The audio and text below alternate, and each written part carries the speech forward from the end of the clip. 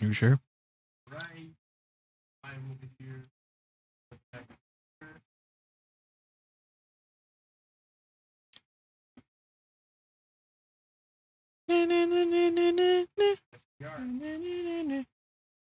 Lol, you didn't even put episode number. You're just like Gamestonk.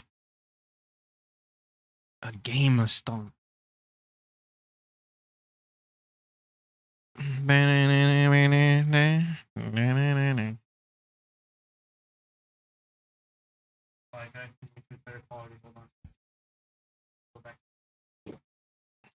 What? Oh, just do whatever you think is best.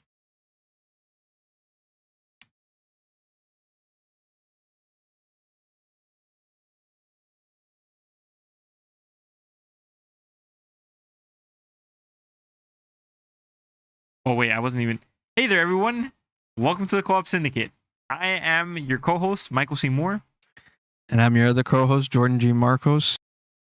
And today we're going to be talking about many things, namely, just to quickly fire off a few, we're going to be talking about the whole Gamestonk situation. Well, Gamestonk, same thing. Gamestonk 6. We're going to be talking about DMCA strikes and how they've been affecting content creation and just content creation in general as well. How are you doing today, Jordan? What's up with you, buddy? No, man, everything's pretty good. As you can see, I've shaved now. I'm no longer that hairy That hairy what? I might just leave it at that. So, man, I gotta be honest. I've been playing. If you guys been watching the podcast, you guys know I recently started God of War. That to me is a masterclass game. Like that is the definition of masterpiece. My gosh, is that game so amazing? Every time I play the game, I'm literally sobbing. I'm emotionally happy. I'm ecstatic. I'm just really enjoying my experience across that game, especially this recent story. So I actually wanted to tell you, Michael, which I forgot. An interesting thing that happened to me in God of War recently was that, you know, a little boat when you take a ride and he tells stories to his son. Yeah. So he tells his son the story of the horse that had a stag for an enemy, right? So during the story, he starts telling him about like how the horse wanted to fight the stag, but the stag was very powerful. So the only way to beat him was for him to make a deal with a rider. And once he made a deal with the rider said, "Oh, you have to give up everything in order for me to be able to help you to beat the stag. That is the deal." So then the horse said, "All right, fine. I'll give up everything and you can ride me so that way we can defeat the stag." So he did so. And then he was able to defeat the stag. And then his son was like, "Wow, that sounds like a pretty strong story." And then Kratos is like, "Oh, well, you know, it's something that occurred. It's a story that you should know." But the interesting part is that if you really put it, like, you know, you read into it and you're a God of War fan, you can know that the horse is Kratos, the stag is the barbarian king that was about to kill him, and the rider was Ares, who rode him like a little bitch to kill the barbarian king. And it brought me to emotionally to my knees, because I remember God of War 1 and how sad that whole situation is, where he gave up his literal life to survive this battle against the barbarian king, and in doing so he became the Ares' slave, the God of War's slave.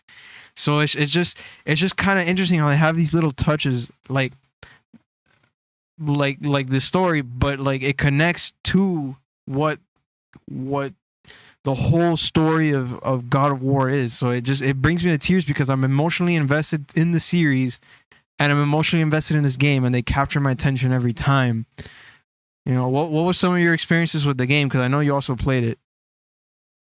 Well, that's a pretty neat touch. Actually, I actually remember hearing that story as well when I was playing it. But I didn't actually know that it was that it had that connection with the original God of War games. Personally, I thought that game was really great. It was honestly beautiful, super fun to play. The combat was really interesting and refreshing, and like, you know, all the different weapons that you could use, the different styles and upgrades you can make, not only to yourself but to your son as well. Definitely the characters are very memorable and the story is pretty good too. I like the dwarves to help you out along the way with upgrades and stuff, and just finding out more about like I like finding out more about Kratos' current life. It's been something that's been pretty interesting to me. And just all the Norse mythology and stuff that they mixed into it was really good too. Honestly, the more you play it, I think you're gonna like it more and more. And when you get to see like all the parts, like the boss battles and stuff, I think you're gonna think the game's even better. Honestly, it's probably one of the better games that was made for the PlayStation 4, and I'm really looking forward to God of War Ragnarok when it comes out. I think it's this year, next year.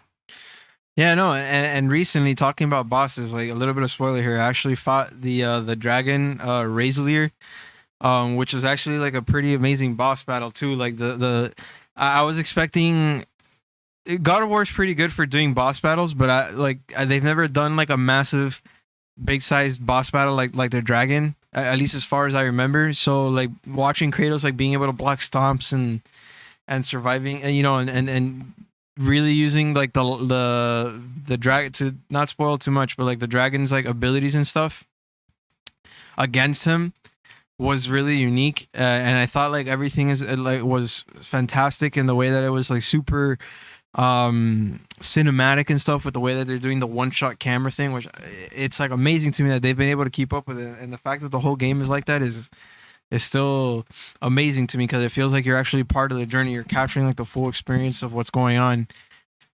Honestly, this has been probably the best PS4 game ever made. Like right now, I'm calling right now, this is like the best PS4 game, and there's no doubt about it in my mind. Like maybe people might have different opinions, but to me, this is the one, man. What about you, man? What have you been doing? As far for me, like I said last time, I've pretty much just been working on my consistency in terms of content creation, which we could talk more about in detail later. But what that's looking like for me, well, just really consistency in my life, really, not even just in content creation. One of the things that for those of you who've been following us for a while, I do suffer from like chronic and like emotional depression, so that kind of introduces like a little bit of dysfunctionality into the mix. And one of the biggest things that have been the biggest help for me is just practicing on being consistent and just trying to get more and more consistent at doing things. And what that's looked like for me this week is that I've been trying to get up about the same time every day, making breakfast and food and stuff for me and my grandpa. Then I'll work out, get some cardio in. Well, first I like to lift weights, then I'll go do some cardio, make sure that I either run or do some jump rope. And then I've been streaming consistently, at least for like 2 hours every day as well, over on twitch.tv/Michael C. Moore, where I've been playing Skyrim. And now I'm also trying to add in like 3 individual days to work on YouTube for my different channels. Obviously, we got Saturdays for the podcast here. I'm trying to work on like a gameplay series for YouTube as well. And I'm trying to go ahead and make sure that I do at least 1 post a week on my tech channel, which is just the Michael C. Moore main channel as well. No, that's good. That's good to know, man. I mean, I totally feel for you, man. We're always here for you, listeners, and myself. Specifically with YouTube creation, I've actually fallen behind on my blog, which most of you will know that I'm actually a blogger as well. Currently, I just finished a small project where Michael challenged me to do Last of Us on Grounded. It was a pretty interesting project for me, because Grounded is supposedly unfair, but I actually found a way to get through it. The game's actually not as hard as other games, or as it first might seem. So that's going to be coming up on my YouTube. People can already start seeing some episodes, but the entire series won't be ready until I believe the release date of like the 11th. And I also have a little funny product too, which Michael really enjoyed already. I just showed it to him, and I can't wait to share with you guys, where it's like a small compilation of all the deaths that I went through during the experience. Because I know most YouTubers, they just do their edits and they try to look as good as possible, but I actually wanted to be transparent and honest. It's like, look, this is a struggle I went through throughout this playthrough. So that's what I did with that project, which hopefully will be ready by the 12th of February. And it's something that I think would be pretty nice for my subscribers. Yeah, dude, I gotta say, I actually saw the you showed me a preview of it, and I was actually like laughing. Like, I think my kidney almost ruptured from how hard I was laughing just watching that. And it was really interesting because, it wasn't like you were talking or anything, but I think your editing really did the speaking for you. And just seeing your play style and everything while you were doing that. It was just really funny. So honestly, if people watch that, I think they're gonna get a good laugh out of it, and it's just a good 20 something minutes of entertainment. No, man, I'm really glad to hear it. I'm glad you enjoyed it. I mean, I had you in mind when I did it because you challenged me a bit with a little bit of editing, and people see it in the video too. There's a specific section where where there's an edit where I was able to find DMCA free music to be able to do the project, which is actually something else we're going to talk about today about DMCA and how upset it's made me with content creation. But going back to God of War, I just wanted to ask you real quick. So Skyrim versus God of War, right? Which Draugr do you like more? Well, I could tell you that definitely the Draugrs in God of War are a lot more challenging. But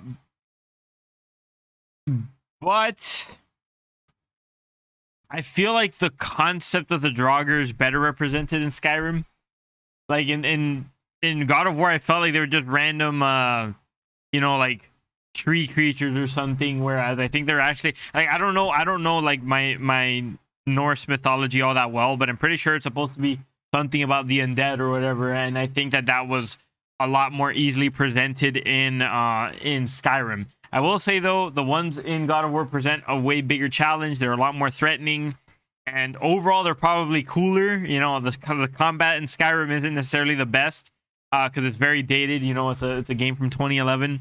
But I just think conceptually they probably hit the tones right. What are your personal opinion? Because I think you've been seeing my Skyrim gameplay. So yeah, I mean, I have to go back and redo Skyrim. Like I said, I originally had the game. I played like the first hour of it, and then I just got rid of it. It just didn't jive with me the year I bought it.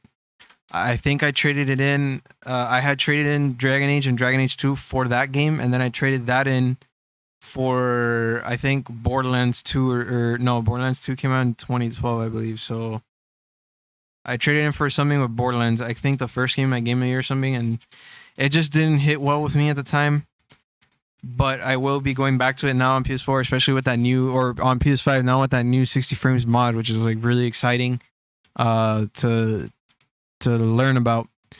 And I think I'm gonna really enjoy it on PS5. But from what I remember, from watching you play Skyrim on Twitch, and from my experience in God of War, I have to learn more about the Norse mythology lore, as you mentioned. But I did feel that the Draugrs in God of War were a little bit more lively, and they kind of popped out more and were more interesting. Like they captured my attention a lot more. I feel like the Draugrs in Skyrim are a bit too closely related to, I believe, like just regular like skeletal dudes, like just plain old undead, which is like pretty generic coming across like all types of lore, although they did a pretty good job of dressing it up to make it look all Norse like with like armor and whatnot. But I believe that because God of War is leaning more into like the gods and like the Norse mythology, whereas Skyrim is more mythical with a hint of realism. God of War is more like fantastical with a god nature of it and the mythology. So like the Draugrs there kind of made sense to me because you could see like how the entire world is based on like vegetation and this and that, which there's not as much of a civilization in the story as there is in Skyrim. Skyrim is already like a bit further ahead in the history. There's already civilization. The old gods are mostly gone and all that. Whereas in God of War, it's like we're watching the gods go through their motions, right? So it's like with the vegetation and stuff, it makes sense to me that the undead would have plant vegetation in the same way that in Last of Us, when you play the game, like they fall, the enemies are, the more infected they are, the more they have of the fungus growth and all that because of the world and the vegetation. Yeah, that's a pretty interesting take. Personally, I don't see how you'd connect the two unless there was some sort of a missing link, like something that I'm missing to understand from it. But yeah, I guess we'd both have to look into Norse mythology a little bit more before I was to make any further assumptions. But I don't know. When I think Draugr, I think probably it falls a little bit closer to the idea of what's in line in Skyrim. But I guess that being said, I think we're pretty ready to go out and tackle not only what one of the main topics is. Normally we would divide our current events and our main topics like separately, but this is somewhat gamer related, so we saw it fit to make this specific current event a main part of the show, or the main part of the episode, and that is talking about the ever so infamous Gamestonk. Do you know what's been going on with that, Jordan? Well, I don't know much, so I'm gonna let you take care of that. But we actually, there actually are a couple things that I did want to talk about for the current event section. So I don't know if maybe you want to allow me to get in on that first before we jump into the main topics. But if you want to at least cover like the beginning of what's going on with Gamestonks, and that would be nice too, because I'm a little lost with it.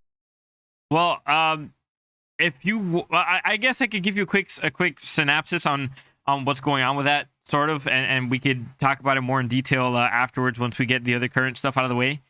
Oh, hey there, SR Shotolongo. He says he likes Stonk. Yeah, we like Stonks too, dude. I've been trying to get in on a little bit of that action that's been going on there. But just to quickly summarize on that, and then we'll go revisit it later in the episode in detail. Essentially, what happened was that a hedge fund was betting on GameStop failing, obviously, which, all the signs were there of GameStop failing. Like, they haven't been doing all that great within the past couple of the past couple of years. Their stock price was super low. They were already dying out as a medium anyways, and then COVID-19 had them on their knees at this point. So the hedge fund people essentially made a bet that they were gonna finally fail this year, and so they borrowed a bunch of the stock from a broker, intending to sell it. I forget. Basically, they borrowed the stock from a broker, which means that they don't necessarily actually pay for the stock, and then they were betting on the value decreasing within a month. So once they paid it off, the broker would have had a certain percent. They would have gotten a certain percent from the hedge fund, plus the stocks back, and then the hedge fund that borrowed it would have they would have made a profit because they basically borrowed it at a higher value. So it's kind of complicated. But essentially, all you have to understand from that is that they were betting on making money off of GameStop's failure, pretty much, right? And these hedge funds people are typically billionaires, millionaires, tons of money, and this has happened a lot where these people profit constantly off companies failing, and they'll oftentimes manipulate the market in a way where it could lead to these companies failing for them to make money. So what ended up happening is that a group of Redditors got a hold of public information that led them to understand that this specific hedge fund was going to try to short sell GameStop, right? And so what they did was that they all started buying GameStop, which was dirt cheap, and they raised the price of the stock to incredible heights. It was over 1,000% that they raised it. It was from $2 or $3, I think sometime last year, to now I think the highest it got was at some point $400, or between $300 and $400. So that was insane. And so what that does is because of the fact that the hedge fund borrowed the stock at that price, and then I don't know how long they were wagering on GameStop lasting or whatever, but at the end of that period, I think it has to be a month, it was the stock was incredibly high. They would have had to pay for the stock at the price that it was at. So they had to continue buying the stock at the newly inflated price, and it just kept hemorrhaging them money and money and money. What the Redditors are doing, it's called a short squeeze. I'm not a financial expert, so don't listen to me, but it does sound like a very highly volatile trade. You are risking quite a bit getting GameStop right now, especially because the stock, experts are saying that the stock is currently at a value way more than the company is actually worth. Because I think the highest that GameStop ever even naturally went was just $60 a share. So GameStop isn't worth the $300 a share. Honestly, it's considered a quote unquote bad investment. So if you do support it or whatever, it's could be risky financially for you. But they say that they're doing it more so to send a message, which we could talk about more later on. I don't think I'm doing justice explaining the situation that well, because it's something that is complicated. I'm not a trader myself, or I'm not a very I'm not very fluent in the language of the trade yet, but I don't know if I was doing a good job explaining that to you more or less. No, I mean I generally now understand a bit more of the main plot of what's going on, and I mean it sounds pretty close to what's going on too with I believe AMC theaters, where they were also kind of falling into the same thing where people were starting to bet on them, and then I know that Robinhood the app had a situation there, but you know what? Let's pull up some articles and look it up a little bit later when we get to that topic. So I guess the next big thing that's been going on in the week is since our last video or live episode where we did the top 20 franchises we would like to see come back, you actually mentioned that one of the franchises you'd like to see come back would be KOTOR, aka Knights of the Old Republic. Funny enough, a couple days later, I read an article where on IGN where a company outside of EA, Ubisoft, and all the big boy companies that are currently making Star Wars content, right? Outside of all that, they've been given the opportunity to revive KOTOR, the series, and revamp it with all the new lore changes to bring it in line with the new universe that Disney, or the new canon that Disney's creating. How do you feel about that as a fan, though? Because I know that I don't know how you feel about the new canon, but I know you love KOTOR.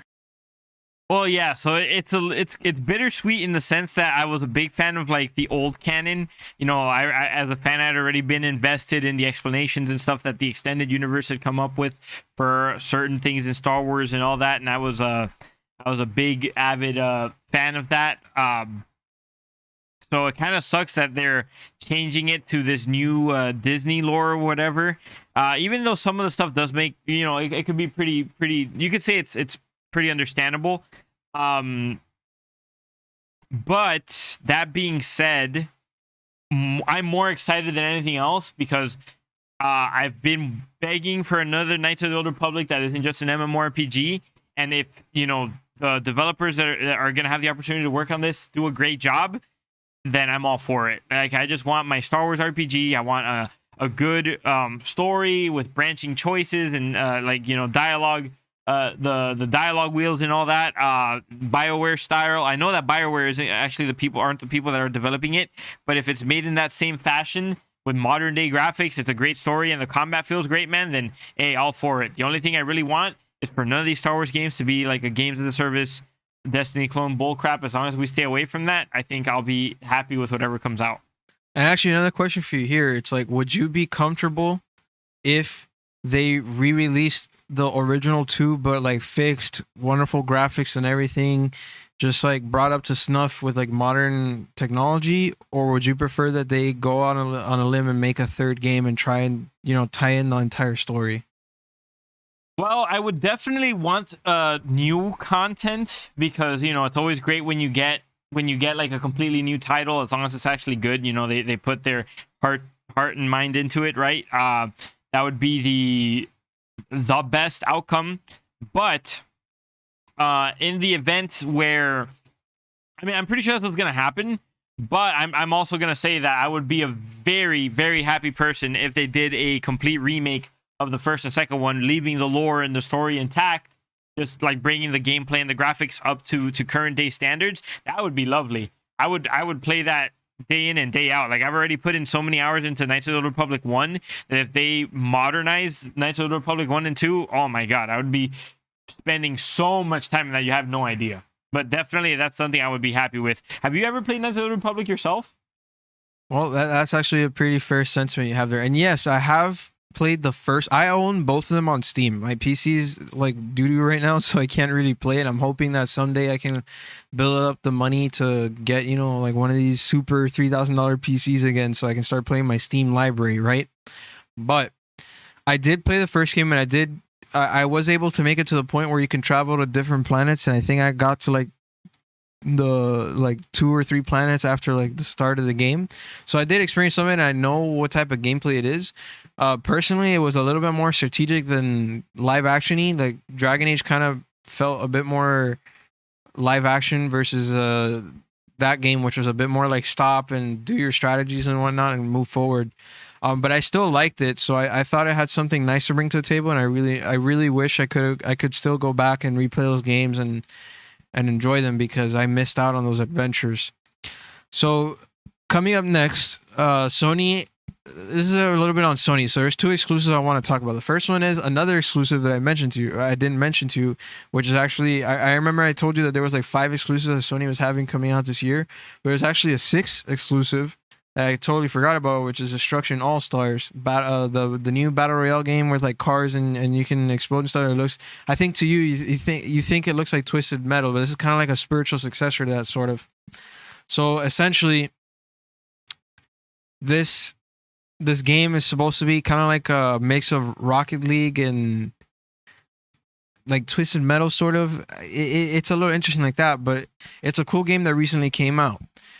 I think maybe you should consider looking at it. Maybe it might be a fun little thing you can stream, but then again, it's a PS5 game, so I don't know if you'd be able to play it on PS4.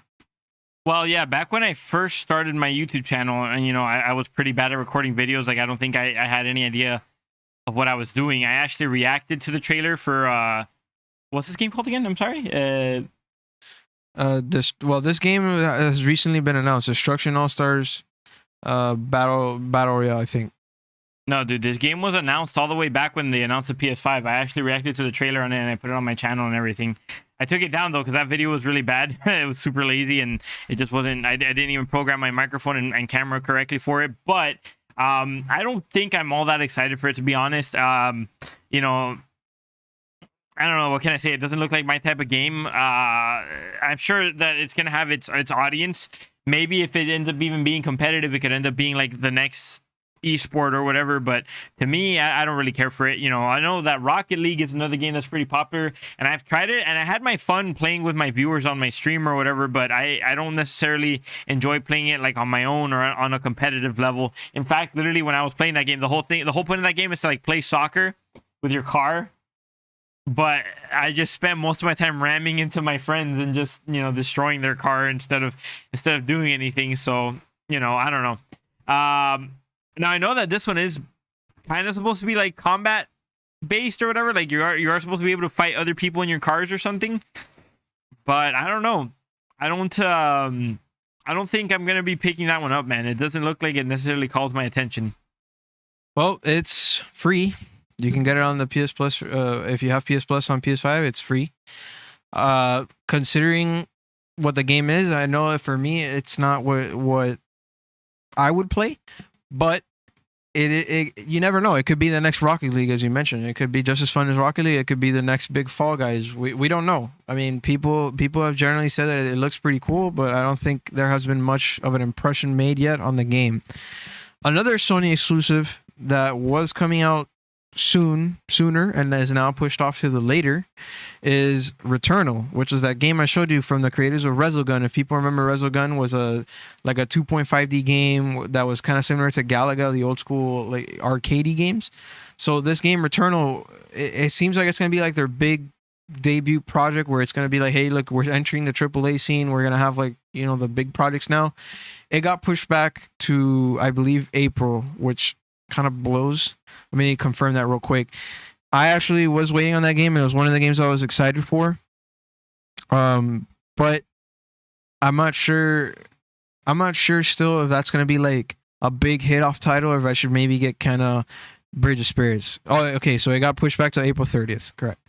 But I'm not sure if I should pick this game or Kenna Bridge of Spirits because I'm torn between both those exclusives right now. Money's a bit tight, so I want to get something to kind of bolster my YouTube gaming channel for now and see what I could bring to the table with these games. What do you think about these titles?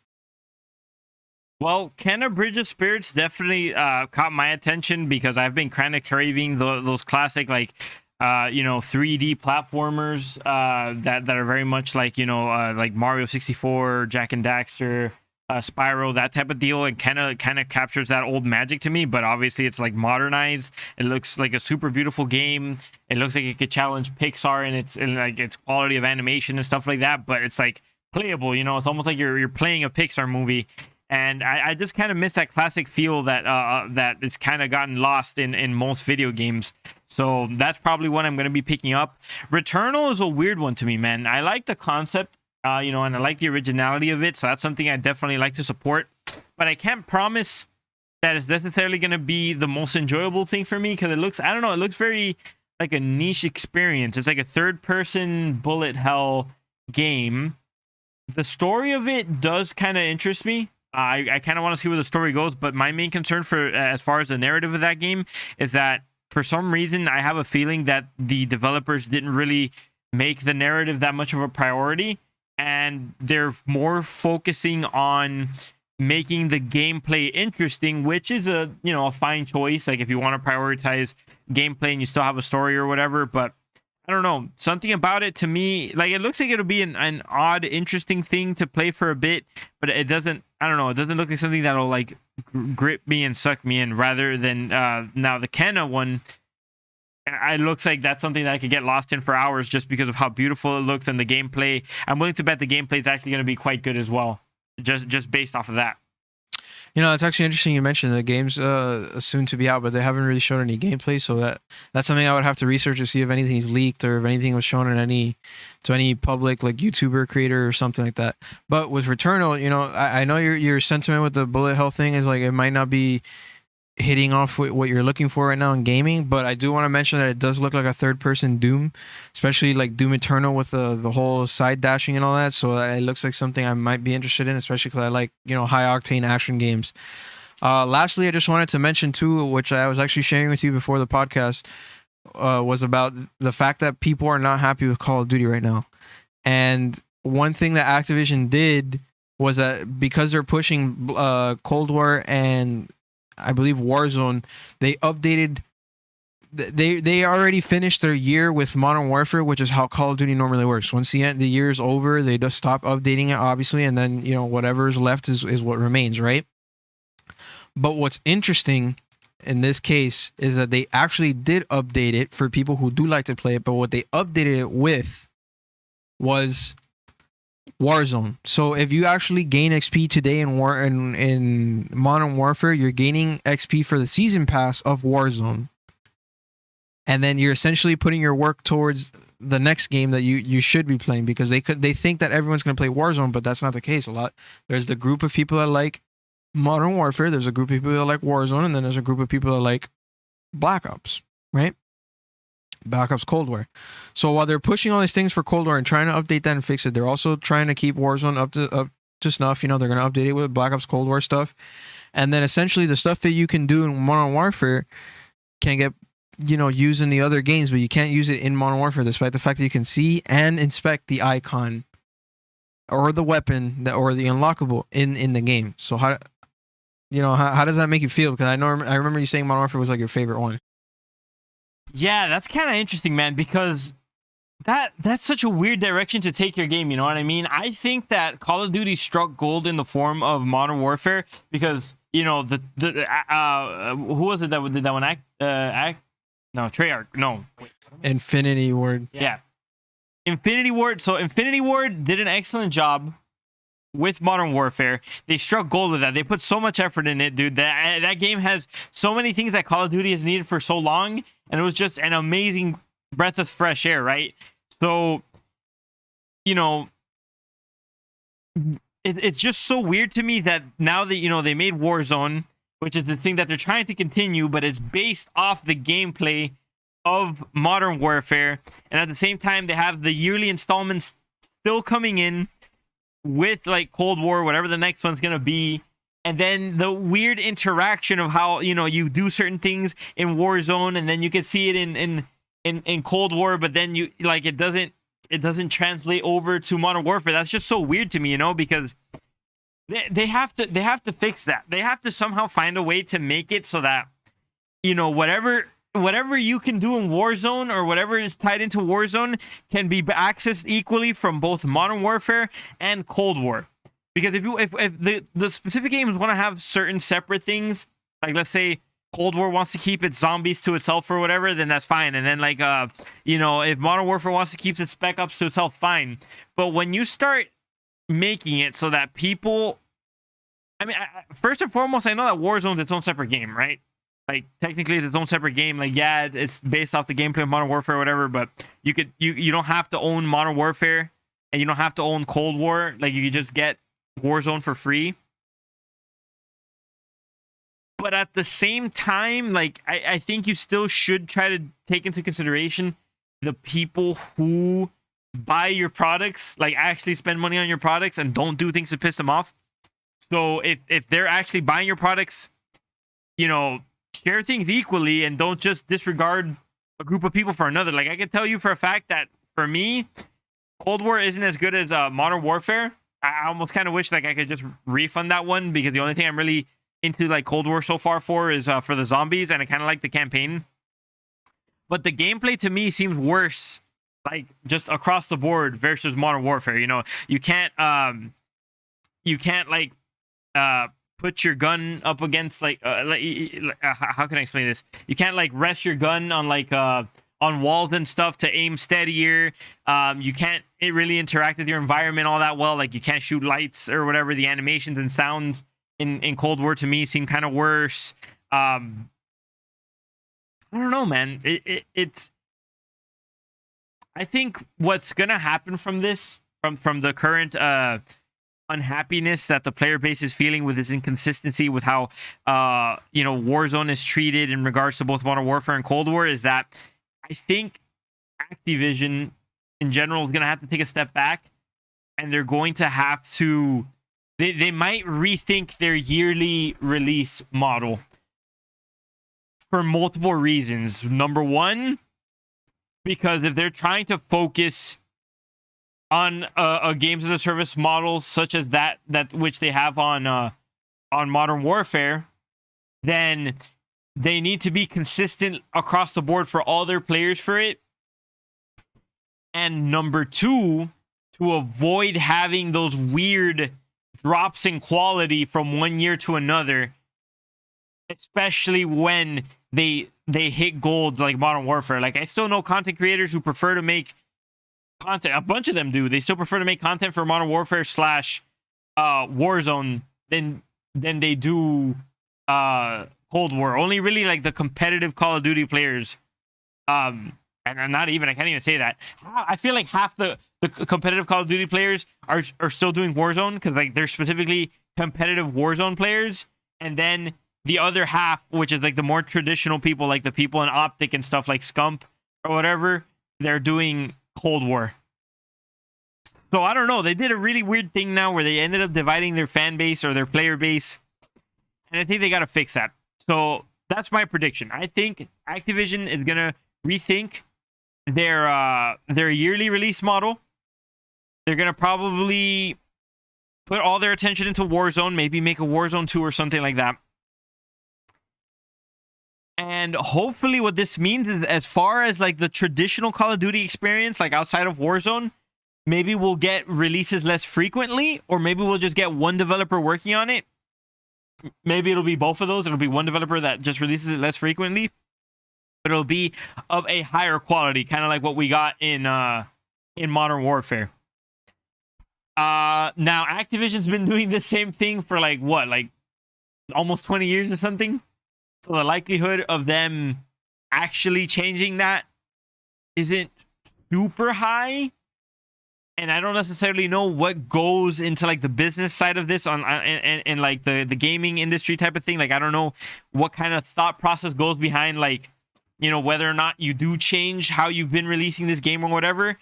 But in my limited knowledge of it, in my ignorance, what I would do as the executives of Activision is just slow it down, focus on making a better experience that gets released less often, and then put all my attention into this Warzone thing. Make Warzone better, maybe focus on possibly already bringing about a Warzone 2, or just, you know, kind of update it constantly like Fortnite, and then see where it goes from there. But I think if they keep up with this weird split that they're just gonna have a yearly Call of Duty, and then on top of that they have the one product that like goes between all the games, like it's only gonna get worse. You get me? Like either they're gonna end up sunsetting one of the games, and then people who preferred that game get screwed. You get me? Like having Warzone, you're almost incentivizing people to stay on your old games, right? Especially when you based it off of a very particular one. Like people are gonna get used or attached to that specific type of gameplay. Like you play Modern Warfare and you play Cold War, and you can't almost even really say they're the same game. Like they feel pretty different. which is like one of the first times you could even say that for Call of Duty outside of the whole boots to the ground / jetpack controversy or whatever.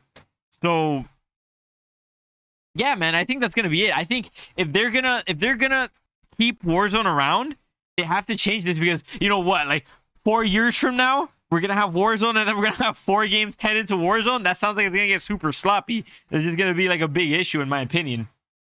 Yeah, I mean, they definitely have to figure out what they want to move forward with. But I mean, this is something that's always been like that. Whenever the new Call of Duty comes out, they obviously stop updating the older one, and then of course, you know, there's the fan base. It's like, oh, I like this specific Call of Duty. This is where I stay, and that's always kind of been like that. There's still people that will swear that World at War and the original Call of Duty Modern Warfare are like the best CODs ever made, and so on for Modern Warfare 2 and Black Ops 2. There's always going to be people that are going to say that, right?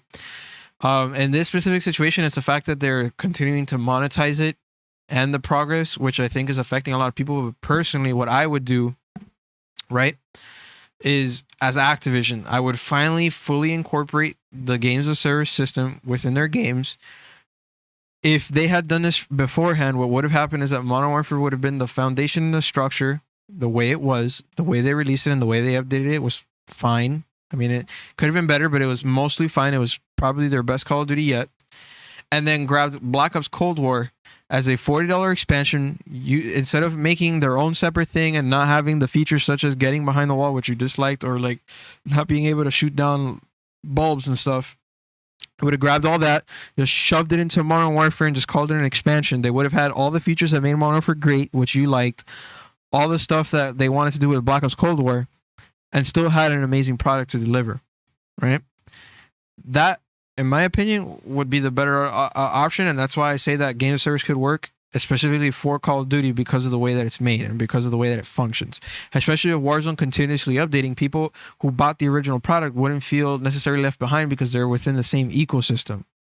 So despite the fact that they may not buy the new campaign and have access to new weapons or maps and stuff, they still have access to the game, and they still have access to the same player base, because the people that are in Black Ops Cold War will want to play on Modern Warfare maps, and you know, with the matchmaking, it all goes together, right? And then Warzone is its own thing.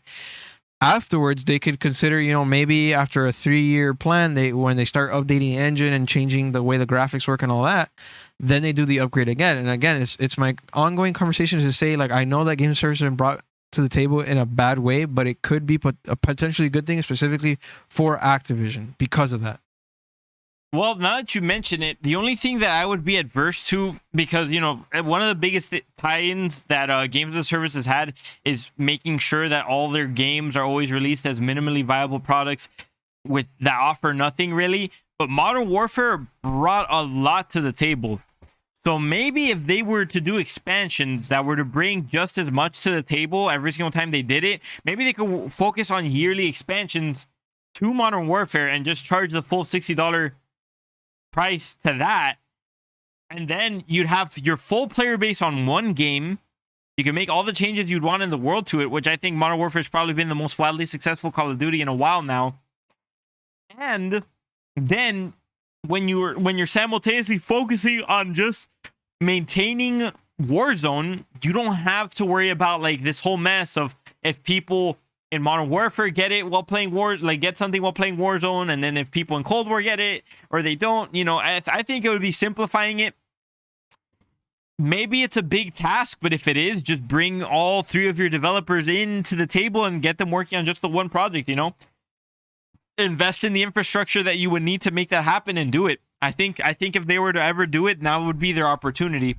Now, that could also bring up the risk of Modern Warfare getting stale, but at that point, if you get Call of Duty in just one smooth direction, like I feel like most of the problems that have plagued Call of Duty in the past has been greatly due to the fact that they've gone into this yearly production cycle. You know, there's too many changes that they make at the last second, too many times where they try to change direction on something, or 2 developers simultaneously get the same idea for Call of Duty, so you know, they both start working on their projects at the same time or whatever, and then one idea ends up backfiring. Like, people are like, yo, this game is dog shit, get it out of here, I don't want it. But then the developer's already almost done making basically the same game that people didn't like. Like, you know, how people weren't that big of a fan of Advanced Warfare or whatever. And then Black Ops 3 kind of continued that and stuff. And Black Ops 3 had the zombies, which is good. But the main stuff, like the campaign and the way the game was with like the jetpack and stuff, people weren't the biggest fans of that. So, you know, they ended up eating dirt for 2 years. If they wouldn't have had that yearly development cycle, that's a problem that could have been avoided. So honestly, Activision, if you're listening, I doubt that you are, but if you are, consider it. I think it would save you guys a lot of trouble and struggle. I know that the logistics of something like of a move like that probably has to be insane, and there's a lot to go over in terms of like how all the different employees are going to function and what you're going to do with all the different developers and stuff. But if you guys can figure it out, you know, you guys as a game company, you guys probably have one of the most, like, the largest abundance of resources available. So if you guys were to somehow find a way to make it happen, hey, power to you. I think that's going to be the right move to you and the right move for you, and it's going to be the greatest thing for your franchise and stuff. That's what I have to say about that. Yeah, I mean, that's pretty fair. It is what it is at this point. You know, companies do what they think is best for their profit. At the end of the day, this is all profit. I personally think it would just be better for them to reduce, like, or it would behoove them to consider it, because they would make more profit off of it, since they would have less costs going into development, having to consistently build 2 to 3 different versions of the engine at all times, plus overtime whenever they F up or whatever. If they have a concentration on one general idea, they could amplify those ideas to full game sizes without the cost of having to develop all the 3 different versions of Call of Duty. Because, you know, it is what you mentioned. Despite the fact that Call of Duty is the same thing every year, you really do feel like Treyarch has their own little sauce that they add to the mix. Infinity Ward has their formula, and then, you know, Raven Software and Sledgehammer Games have their own little formulae that they like to work on too. So they all have to do their own thing. And of course, with the 3 different directions, it all goes, you know, a different way. And it's funny you mentioned that the whole thing where between Advanced Warfare and Black Ops 3, because Black Ops 3 was better received than Advanced Warfare, but they both kind of fell into the same category. But what was also interesting was the fact that, essentially they were technically different games in the way that you play them, right? Where Advanced Warfare is probably closer to Doom Eternal than Black Ops 3 is, which is more like a jetpacky sort of like wall running type of game, kind of like Titanfall. So it's kind of interesting there what you were mentioning. And it's also interesting the fact that during that time, they didn't have 2 years of development. They had 3 years. Because Advanced Warfare was made by Sledgehammer, whereas Ghost the year before was made by Infinity Ward. So they had the whole year of Infinity Ward, the whole year of Sledgehammer, to then make Black Ops 3 on the 3rd year. Well, yeah, but what I'm saying is that the fact that when I say the 1 year development cycle or whatever, it is that between 3 developers taking 2 to 3 years to work on their game, they have a yearly release from each of these individual developers. And because of that, because of the fact that it's staggered, right, where you get the yearly release from each of these developers that take 2 to 3 years to make their games, a lot of the times they are all given the same direction to make these games, not even knowing if it's going to be a good direction. So, like, you know, let's say Advanced Warfare comes out first, and then Black Ops 3 is supposed to be the same idea as Advanced Warfare. Advanced Warfare didn't do that hot. People were like, yo, I don't like this. Don't do it again. By the time Black Ops 3 is already getting released, the game's, I mean, by the time that Advanced Warfare is coming out and it's getting told that it's bad, Black Ops 3 is almost finished development, you know? Like, and you're not just gonna stop and change the direction of your game, because then you get Black Ops 4, which just ended up being a battle royale because they couldn't do anything. They were like, last second, hey, you guys gotta change this. This is no good. Like, you know, that's what happens. No, yeah, I totally get what you're saying. All right, well, I think we've covered pretty well like what's going on in the past week. This little segment is getting a little longer every time because we're doing a lot of, I think personally we're doing a better job of doing research and whatnot. But let's go ahead and get started with the main topic today, because we're gonna stay here talking about stuff that has nothing to do with anything. Sure. So to get back on topic, Gamestonk, the ultimate FU to the Wall Street elites. by a group of Redditors. So I'm going to go ahead and take the reins on this one because I know that you told me you don't understand much of it, but I am going to ask for your opinion towards the end. So for those of you who want to hear what Jordan has to say, stick around for that. Just a quick recap of the situation. I did give my prior explanation to it. This time I'll go over it, but like the start of it, but not in that great detail. Essentially what happens is a hedge fund was betting on GameStop failing. So they were short selling the stocks, right? Expecting for it to fail. Using publicly available information, a bunch of Redditors on the subreddit r Wall Street Bets, they said, they all got together and they said, hey, these people are betting on Call of Duty. Bleh. Look what you got me saying Call of Duty here, man. I mean, GameStop. They were betting on GameStop to fail, and they're short selling it. Let's ruin their lives and let's make GameStop stock incredibly expensive. And so they raised the price of GameStop shares from $2, or about $2, to over $400, forcing the hedge fund people to continuously buy into the stock because they weren't able to short sell it at the price that they predicted it to go to. And if they would have done that, they would have lost a crap ton of money. But I mean, they're still losing money because not only can they not give the stock back, but they also have to continue to buy it at the expensive price. Their only hope for them to not lose their money is for the price of the stock to go down. But as long as everybody holds it, it won't go down. That's why you see people saying like, hold the line. Like if you're on Twitter and stuff, you see people saying hold the line. That's what that's referring to. It's saying like, you hold your stock, hold the line. Don't let it drop, because the longer that it stays expensive, the more money these hedge funds ends up losing. And so the whole reason why the situation's super important and why there's so many eyes on it isn't necessarily just because of like, you know, the fact that it's essentially like a big prank that these people are pulling on the hedge funds or whatever, but it's because of the reaction that's happening, right? Because the whole idea specifically of the United States economy is that it's supposed to be a free market. You as a poor person or as a rich person are supposed to be able to go into this market and make investments that you think are good or bad and suffer the consequences of either. So if you make a good investment, you can make a lot of money.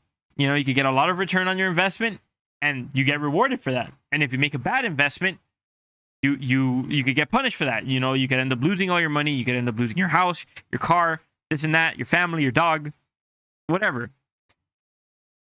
What is making people so upset is that, you know, whenever a normal person like you or I loses in the stock market, no one comes to help them. You suffer the consequences of your bad investment.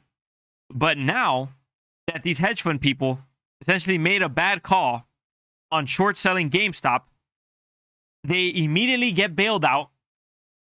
And not only that, but the platforms that you can use to trade purposely freeze the purchasing of certain stocks. In this particular case, GameStop, which only benefits the hedge fund people, because it's not like they froze it completely, right? It's not like they froze, like it's not like you couldn't sell it, you couldn't buy it. No, you could only particularly not buy it. So what does that mean? You can only sell. And when you sell, the price goes down. And who does the price of GameStop being low benefit? The hedge fund. It doesn't benefit anybody besides the hedge fund. So that's what the main problem is, and that's what's got people's attention on this, because this is kind of like a thing where it's like, well, you know, regular people are succeeding on the stock market and these billionaires are failing. But now you guys are interfering with the market and calling for regulation and trying to stop it and this and that. Who does this system work for? Who does the United States government work for? If the United States government doesn't do something to side with the normal people here, then I think there's going to be very little left to question who these people are actually working for. Who you know, the whole idea of the United States government is that it's here to serve regular citizens like you or I. If there's no consequences for, you know, this hedge fund trying to actually tank a company for their own profit, or for Robinhood, let's say, for freezing the purchasing of GameStop, like what does that say about anything, you know? Normally, the New York Stock Exchange does hold the power to freeze the market, but it's freezing both selling and buying, and it can only be done under like extraneous circumstances where they might suspect fraud or something like that, you know?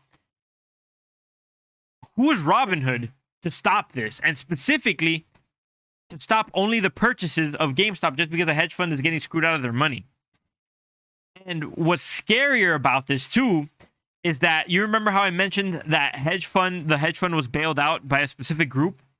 The specific group that bailed out the hedge fund. Let me see if I can pull it up here.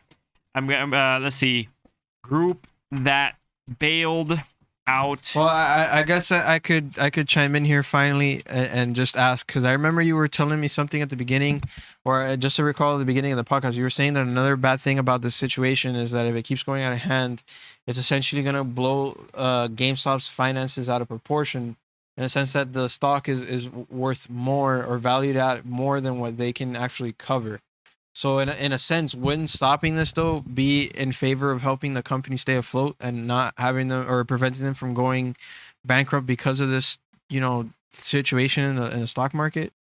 Well, you have to understand that the whole reason why a company goes public to begin with is so that it could have it can have money basically move in and out of it, right? Like you invest in a company, that money gets made available to the company to do stuff with it. You could use it for marketing, you could use it for, you put it back into the business. So GameStop was on its last couple of legs. It didn't have that much money going in it because it was only worth $2 a share.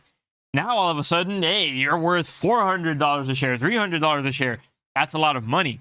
However, like I said, I'm not a financial expert, so I can't talk about this at like the highest understanding or like to the most complete degree. Apparently, at the price that the GameStop stock is currently sitting, is just way beyond what GameStop could ever be worth.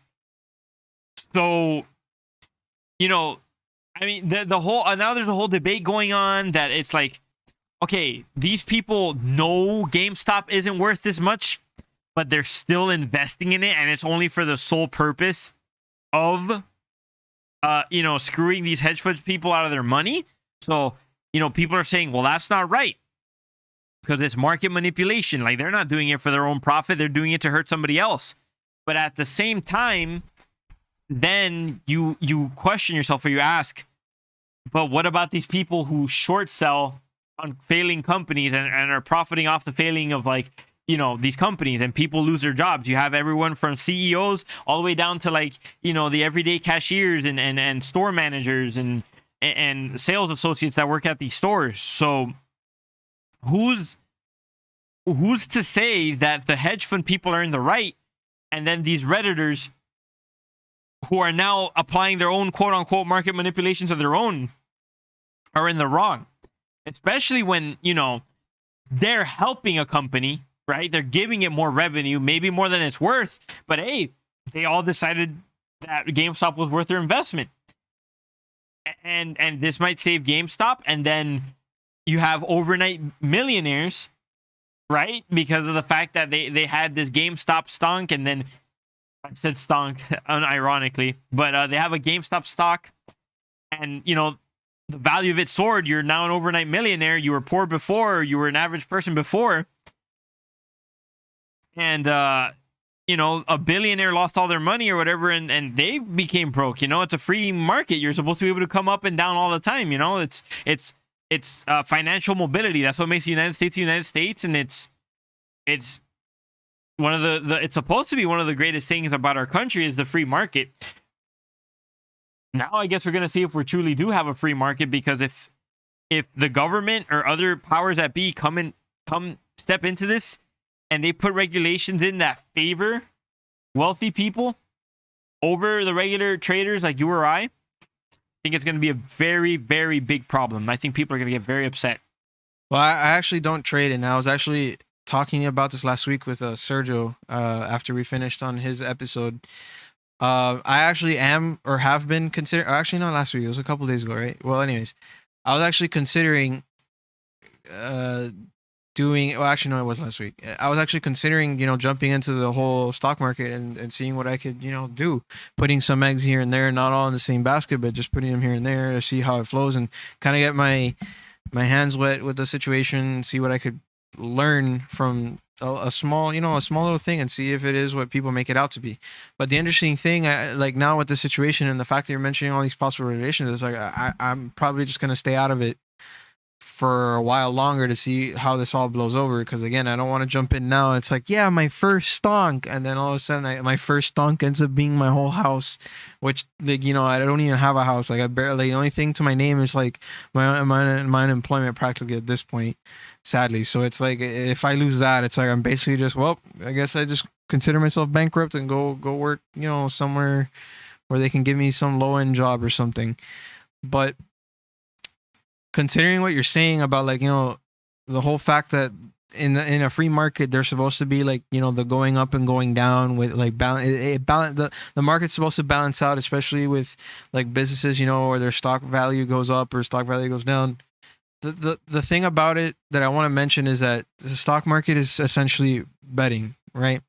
So if you do poker and gambling and stuff, and one day you lose, like, all the money that you've gained, that's on you for gambling. It's a gamble. You're playing with your money. So again, with the stocks, you're betting on these companies to do good and increase the value of what you bought, so you can then sell it at a higher price, right?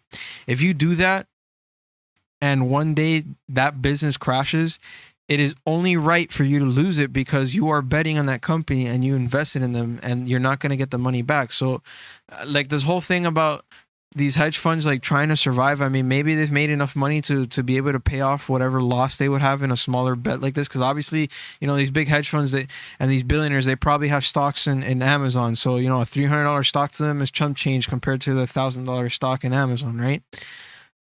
But what I'm trying to say is, this is a bet, right? So no matter what it is, even with AMC, I heard that this is also happening with AMC, and they had to freeze those stocks too, because it was super low. People thought it was going to break because, COVID, this and that, and people aren't going to the movie theaters. But then all of a sudden, everybody started betting on that one too as a second big one, right?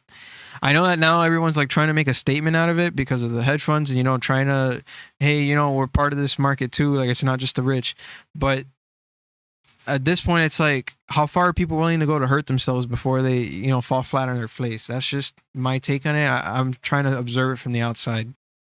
Well, you have to remember the second part of that too, is that the more a company gets invested in, the more they're able to do with, like, the more capital they have in order to make improvements to their business. So, the ultimately the thing is, right, because I don't know if you remember I said, but these hedge funds are, when they short sell like that, they're essentially making sure that the remaining capital of a company in the market gets taken to crap, and they're intentionally planning on making money off of that. But if you or I, if you or I as investors say, bro, I really love GameStop, or I really love AMC, I don't want to see them go out of business, let's invest in them, let's bring them back. And that ends up screwing over the hedge fund people, because they were like, AMC's gonna die, let's just make money off of them dying. Should anyone interfere at that point? Like, yeah, maybe not make a whole lot. It may not make a whole lot of sense for us to invest in AMC, because streaming's a thing. So maybe going to the theaters is a dying medium, especially now with pandemics and other things that people are aware of being an issue. But, where do you draw the line? Is where you ask. Like, if you and I invest, sure, in a non-logical fashion, not using market principles and this and that, and we just do it out of passion, and we believe in AMC because we believe in AMC's vision, or we believe in GameStop's vision, who are they to force in a regulation or whatever to say different, just because the hedge fund ended up making a bad bet? I mean, you said it yourself, right? You make a bet, you pay for the consequences. It's only backwards, right? Compared to the example you gave. You said, okay, if you put in your money, you expect them to do well, and then they lose, and that's on you. Well, also the same way, if you take out your money expecting for them to do bad, and then they do good, you missed out. in their specific case, they took a loan out against the stocks that they borrowed from the GameStop, from GME. So that's why they got screwed, because they have to pay back the value of the stock, and it was before they had the money in hand from their trade with the broker. So that's why they were forced into continuously buying more and more GameStop stock, which continued to raise the price while they still owed the amount to the broker. Okay, so that's the part where I'm getting the most confused, and that's where I kind of need you to explain it to me.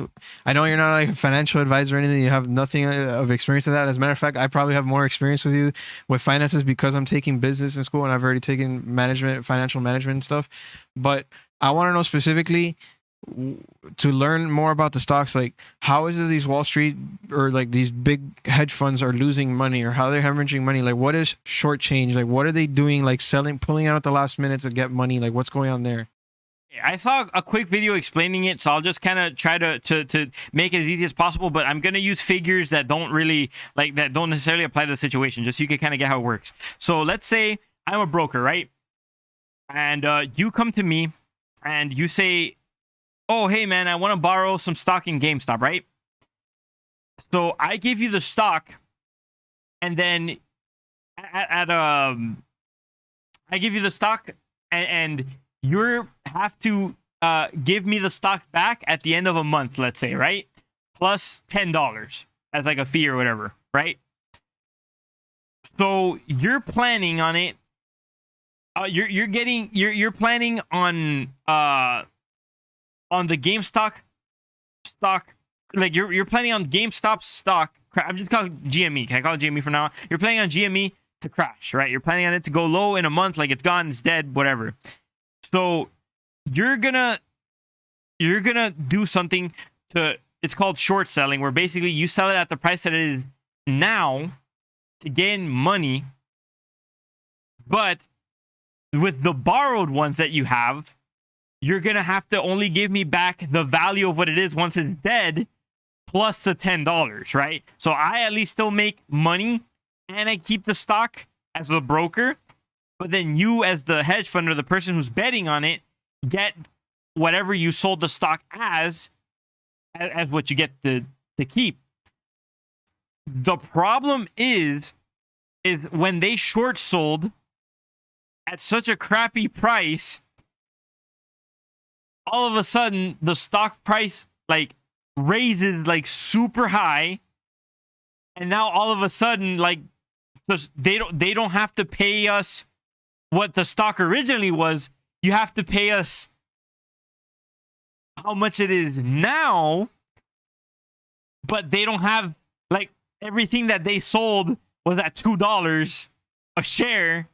All these shares, which, you know, multiplies to God knows however millions, because this hurt people in the millions and millions of dollars up to All right, hold on. But let me, I know you're okay. So let me just make sure I'm following. So essentially, let's put them into simpler numbers for people to understand, especially, and with less shares. Because obviously I know that these people who were buying at $2 were buying, like, you know, millions of $2 shares, right? Like $2 million worth of shares right there. That's like 2 million stonks, basically. Let's put them into smaller stonks for me, who's a little bit less educated in this. So essentially what happened is, these hedge funders, right? They had stocks at about $50. Just put it at $50. They had like about 10 stocks at $50, and they borrowed. Let's remove the numbers out of it entirely. Because again, I'm not an expert at this, so I'm probably getting a bunch of this wrong. But I just want to explain the situation to you so you kind of like understand. Right. But I just want to make sure I'm following. That the only reason I'm going to use simple numbers. I'm not going to use complicated ones, just simple ones. I'm not going to say like, oh, $1 billion stocks. So let's say a guy has 10 $50 stocks, right? You know, 10 times 50, that's 500. So essentially he has $500 worth of stocks, 10 $50 stocks, and he borrows 5 $50 stocks from a broker, or from someone, right? Essentially what he does is, once he gets these 5, he has to give them back later on with like interest, basically. Like he has to give him back. He borrows it for a bit to increase like his portfolio value or something, and then he has to give it back for $10, right? With $10 each. So he has to pay the 50 plus a 10, that's $60 per stock, times 5. That's I think 300. And he's also planning on using his current stocks to pay that as well, so that it's all just profit. So the way that they do this, right, is that he sells all his 10 stocks to devalue it. Now the stocks is $2, so now he has to pay back the broker because he even sold the ones that were borrowed as well, right? So he has essentially 15 stocks at $50 that he's selling. Yeah, and it's before having the money in hand from those stocks. So you haven't even profited from this. Like, it's a complicated system. Like, you actually have to be a trader to to understand how this works. But essentially, you planned on making a bunch of money, you don't make any of it, and now you're in debt. And the only way to get yourself out of debt is to sell it at the price that it's at. But for you to get the stock at the price that it's at, you have to purchase it at the price that it's at. Right. Okay. So now that's now I'm kind of understanding more. So essentially, they were trying to sell it, but before they got the money, right, where they would essentially be able to get away with it by paying $2 plus $10 per stock, essentially being like $12 for like 12 times 5 is 60, right? So they would have gotten away with that, but essentially what happened was they didn't get the money on time, and then people, as they started buying these stocks at $2, trying to get profits out of it, right? They bloated the price of each stock to the point where then the people who would have to pay back the brokers would have to pay the newly inflated prices, thus being at a net loss, or like less than the value that they were originally going to get, putting them in a right. Loss. To put it at your terms, basically, you gave the example of it originally being worth $50. Yeah, so it would be, now it's worth. So you bought it originally at $50 or whatever, and then you borrowed a bunch against it at that. But now you don't have to pay back that. Now, because you sold it short, now you're at a loss of like at $250, because now it's at $300, $400. You get me?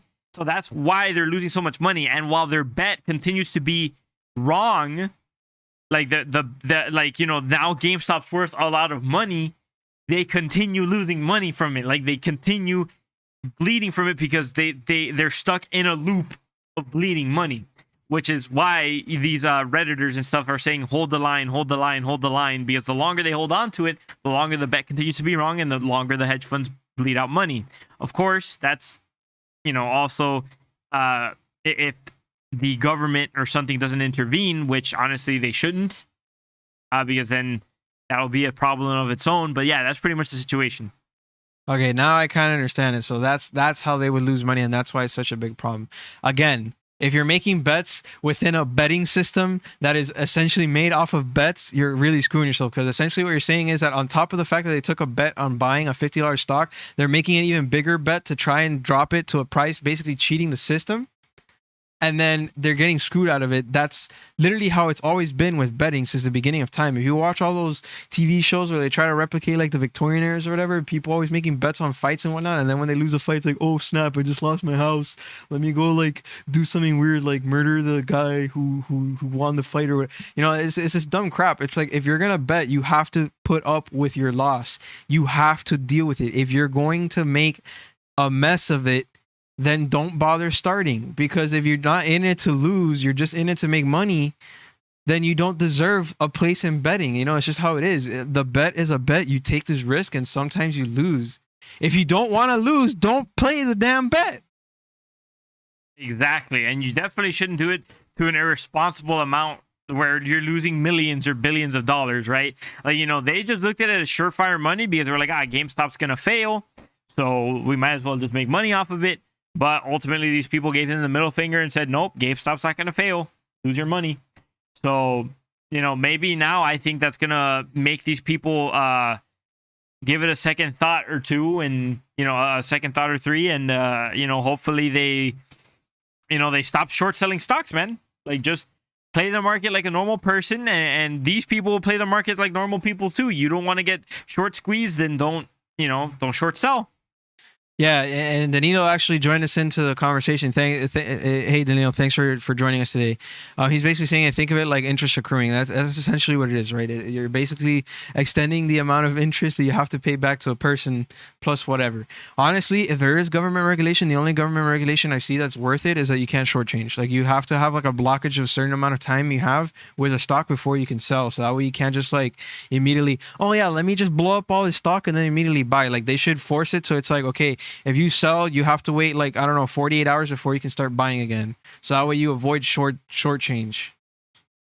So the problem with that is that we're supposed to be a free market and people are supposed to be able to invest in whatever the hell they want. Now, of course, that does bring into the conversation that people could start doing specific things to manipulate the market when it doesn't even make sense, like when it's not even following market principles. But if you then tell someone, oh, okay, no, you could regulate it based off of market principles. So you can only invest in GameStop as much as it's worth or whatever. Well, what makes you, who's not to say that GameStop's going to come out with some sort of revolutionary technology or like some sort of revolutionary shopping style or a revolutionary shopping website or whatever. And now they're going to be worth a lot or, you know, or to get on a darker train of thought here, what if the people who do end up regulating it for market principles only really, you know, they look the other way when it comes to maybe a hedge fund doing something incorrect or market manipulation, and then they only regulate it in the favor or against normal traders like you or I, which is basically what's happening already with Robinhood freezing the purchases of GME and with the other hedge fund, like the other people bailing out the hedge funds and stuff that betted incorrectly against GME and all that. So the system already kind of shows that it's in favor of the billionaires because money is power. They have all the money. They have all the power. If you or I were to lose all our money investing in GME, no one would come and help us. You know, so what kind of regulation are you going to put in place that's gonna help instead of do bad? When already apparently these billionaires don't actually suffer any consequences from their poor investments. I don't know. I think you got to leave it as is because any regulations that come in place are only going to be to further help those people who are rich, and it's only going to be to damage the possibilities of average people. Right, like I was saying, I don't think there should be any like protection against manipulation in that regard. I just think that maybe there should be like a small time frame period thing where they could just like, you can't do purchases within like a sale, like within 48 hours of a sale or something. So you can't just like, oh, sell, buy, and then instantly, you know, try and get away with the money. Like they should block it. So like, for example, if a person were to try to shortchange, right, and they were to sell to bring the value down, they wouldn't be able to buy anything yet. So it would have to wait until the money comes in. And then by the time they try to buy again, maybe the stock goes up again. So then again, they're forced to pay whatever the whole idea of doing that is to get it down to a point where you can literally time the click, like it's kind of like doing an eBay bid, right? Where you're literally waiting for like the last 10 seconds so you can outbid the other person, put in those extra $3 and like outdo them to get the win. It's kind of like the same thing. You're waiting for those last 3 seconds for the stock to go down so you can click sell and then click buy something else and get profit else. And that's how they get away with it. By putting in a regulation where they block, you know, things like that, where you can just like buy whatever you want whenever you want and sell whenever you want, you stop shortchanging. That's all I'm saying. I'm not saying anything where they could regulate where it's like, you know, people get money or anything, because that's the free market. But essentially like blocking purchasing and selling within a certain time frame to avoid specifically shortchange, I don't think would affect much, especially because I don't know much, but from my perspective, it seems like normal buyers don't do that. They buy and sell within certain time frames depending on how the market goes. They don't take shortchange bets. So it wouldn't affect them at all. It would only affect the people that are doing these weird bets. I mean, I don't know what the answer would be, but as Danilo said over here, the market is easily abused. You know, Okay, so let's start reading these. So Danilo Hernandez says, the free market being free is a lie. It's not designed properly as it's easily abused. Think back to when capitalism was at its highest in the US and how broken it was. Yeah, so I agree with you. Now, personally, in my personal opinion, I do think that capitalism is the best system.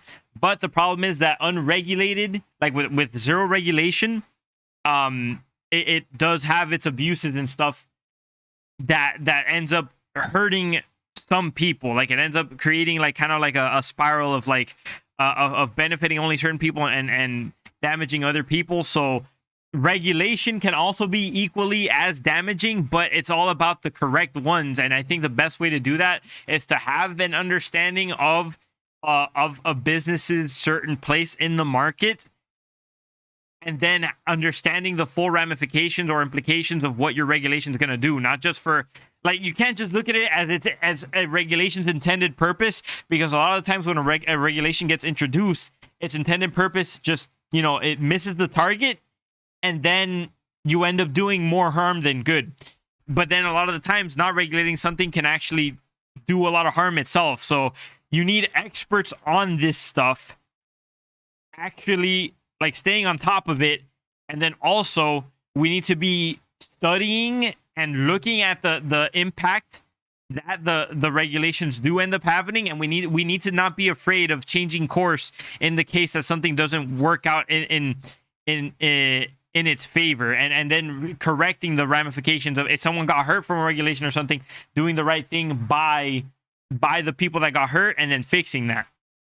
Yeah, and then Sergio here, or SR Shotolongo Clips, was saying the rich only want regulation when regular folk beat them at their own game. I'm a staunch capitalist, but the USA stopped being a free market when it bailed out banks that screwed the American people. So essentially, the first sentence there is the one I resonate the most with, which is the one I was saying. Essentially, if you're going to take a bet, you have to put up with the fact that you can lose. It's basically saying, like, the rich are sore losers, right?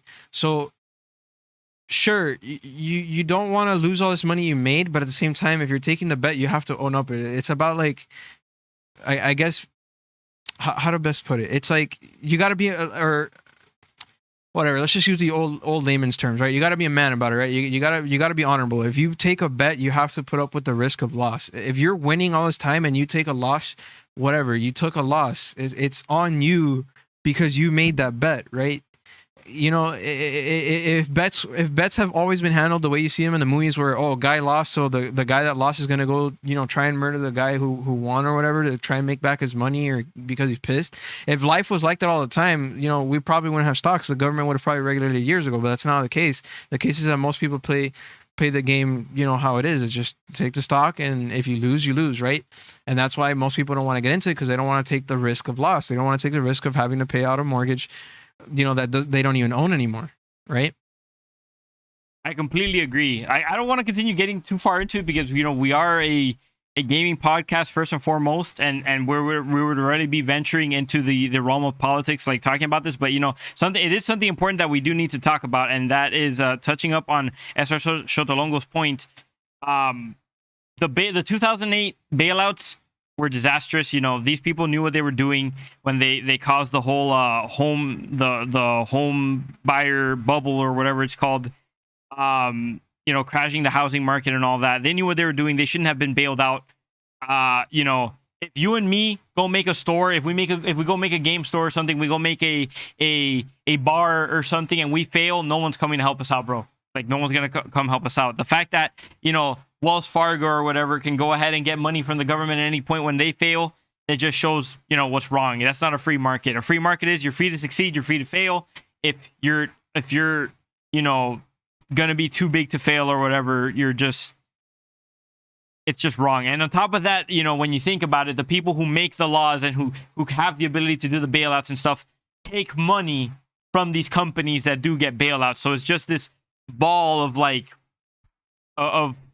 what do you expect? Like, if you're my boss and you're like, hey, bro, I'm about to lose all my money, like, you pay me and I have the ability to somehow give you more money, I'm gonna, of course, make sure you get more money so that I can get more money, and then that gives you the power to do, like, to have influence that you shouldn't necessarily have, and then it ends up perverting everything, and it's not what it's supposed to be. Yeah, okay, I agree with your sentiment, though. We should start bringing it back to the gaming stuff, because we are, after all, like, a gaming channel, not necessarily a Stonk's political channel. But I guess my final comments to it, just to add my own little, like, lighthearted quips to it. When you guys say bank bailouts, I think the Dark Knight, the scene where the Joker is making the bank robbery and whatnot, I think it's at the beginning of the movie. That's what I think when you guys say bank bailouts, and when you guys talk about, like, Gamestonks and what happened with GameStop. I personally feel you know, my memories of GameStop, and it's like, damn, I really wouldn't like to see them go out, because I do enjoy going to GameStop, especially when this whole pandemic finally blows over and I can finally go to GameStop in peace. You know, go back and look at the rack of games and just see what type of gems I could pull out or whatnot. So that's something I do want to see, and honestly, I think if I were rich, I would have bought GameStop years ago when they offered to sell it to people, because I would have I wouldn't have turned the company around, but I at least would have turned it into a lighthearted thing to eventually downgrade itself from being this massive franchise corporation thing to like a Corca Comics like niche type of place where people can enjoy themselves. That's what I would have done as a GameStop owner. I would have eventually just laid the beast down to its calm state so it could just become like Corca Comics, just be this niche place for gamers to hang out. That's just my opinion on it. I personally don't see as GameStop becoming like the next Apple or freaking whatever, and unless they get money to invest into game development themselves and produce their own exclusive GameStop titles that you can't buy at PlayStation Store or whatever, they're not going to get anywhere, you know, until we see a deal between Bethesda and GameStop and Microsoft where it's like, you can only buy Doom 3 at GameStop stores. You know, that they're never going to get anywhere, right? That's just how it is. But let's move on to the next thing, because now I think, I don't know if you'll have your final comments, but I kind of want to move on to content creation, because now I need to learn a bit more now that I'm getting into YouTube about what's going on with that. Well, what about the DMCA strikes? Well, I wanted to put DMCA strikes last because I wanted to talk about content creation first, and then I wanted to talk about how upset I am at content creation because of DMCA strikes. I don't know if maybe you want to bring it in the other order. I personally just want to do it like that. Well, sure. So I guess we could talk about it in general and the just what content creation the current landscape is looking like. It's definitely something that's interesting, content creation, isn't it? I mean, you know, it's basically you're essentially monetizing or trying to monetize your creativity. A lot of people maybe don't even monetize it per se, but for a lot of us, that's what it is. And I think it's something that's so great that you're just able to kind of do what you love and try to make a living from it in these mediums where you try to make you know, videos or podcasts, or you try to make audiobooks, or, you know, anything could be really considered content, you know, as long as it's, you know, as you're making something for a certain medium. I've been doing it for like the better part of 2 years now, and I've actually, you know, it's actually helped me quite a bit in developing a skill set that I didn't have before. You know, I've learned a lot about taking pictures. I've learned a lot about videography. I learned a lot about editing. I've learned a lot about audio engineering. You know, I've learned about lighting, filming, recording. I don't know. I've learned a lot about many different things. I learned about like broadcasting. I've learned about podcasting. I've learned about you know, affiliate sales and stuff. So I you know, I don't know what's your why did you want to bring up content creation? What's on your mind about it? Well, I actually wanted to bring up content creation for a lot of different reasons. So I guess I'm going to unpack these questions now, and then we can dive into them as we go. So first things first, obviously I've mentioned it. You know, I'm doing this personal blog. I'm doing this podcast with you, and I'm also doing my own personal YouTube now. Specifically, my personal YouTube is just no commentary walkthroughs for now, because I'm trying to get the hang of things, but also like I want to slowly jump into the YouTube scene. I don't want to like come in guns blazing like, hey guys, check out all this stuff, like I have all of this YouTube stuff, and then of course fall flat on my face because I never found what I wanted to do, and I never got into the swing of things, and you know, or I got tired because I didn't edit fast enough, and I would get unmotivated. I just want to just go, just post game stuff, because that's what I want to promote myself as. I want to be a gamer.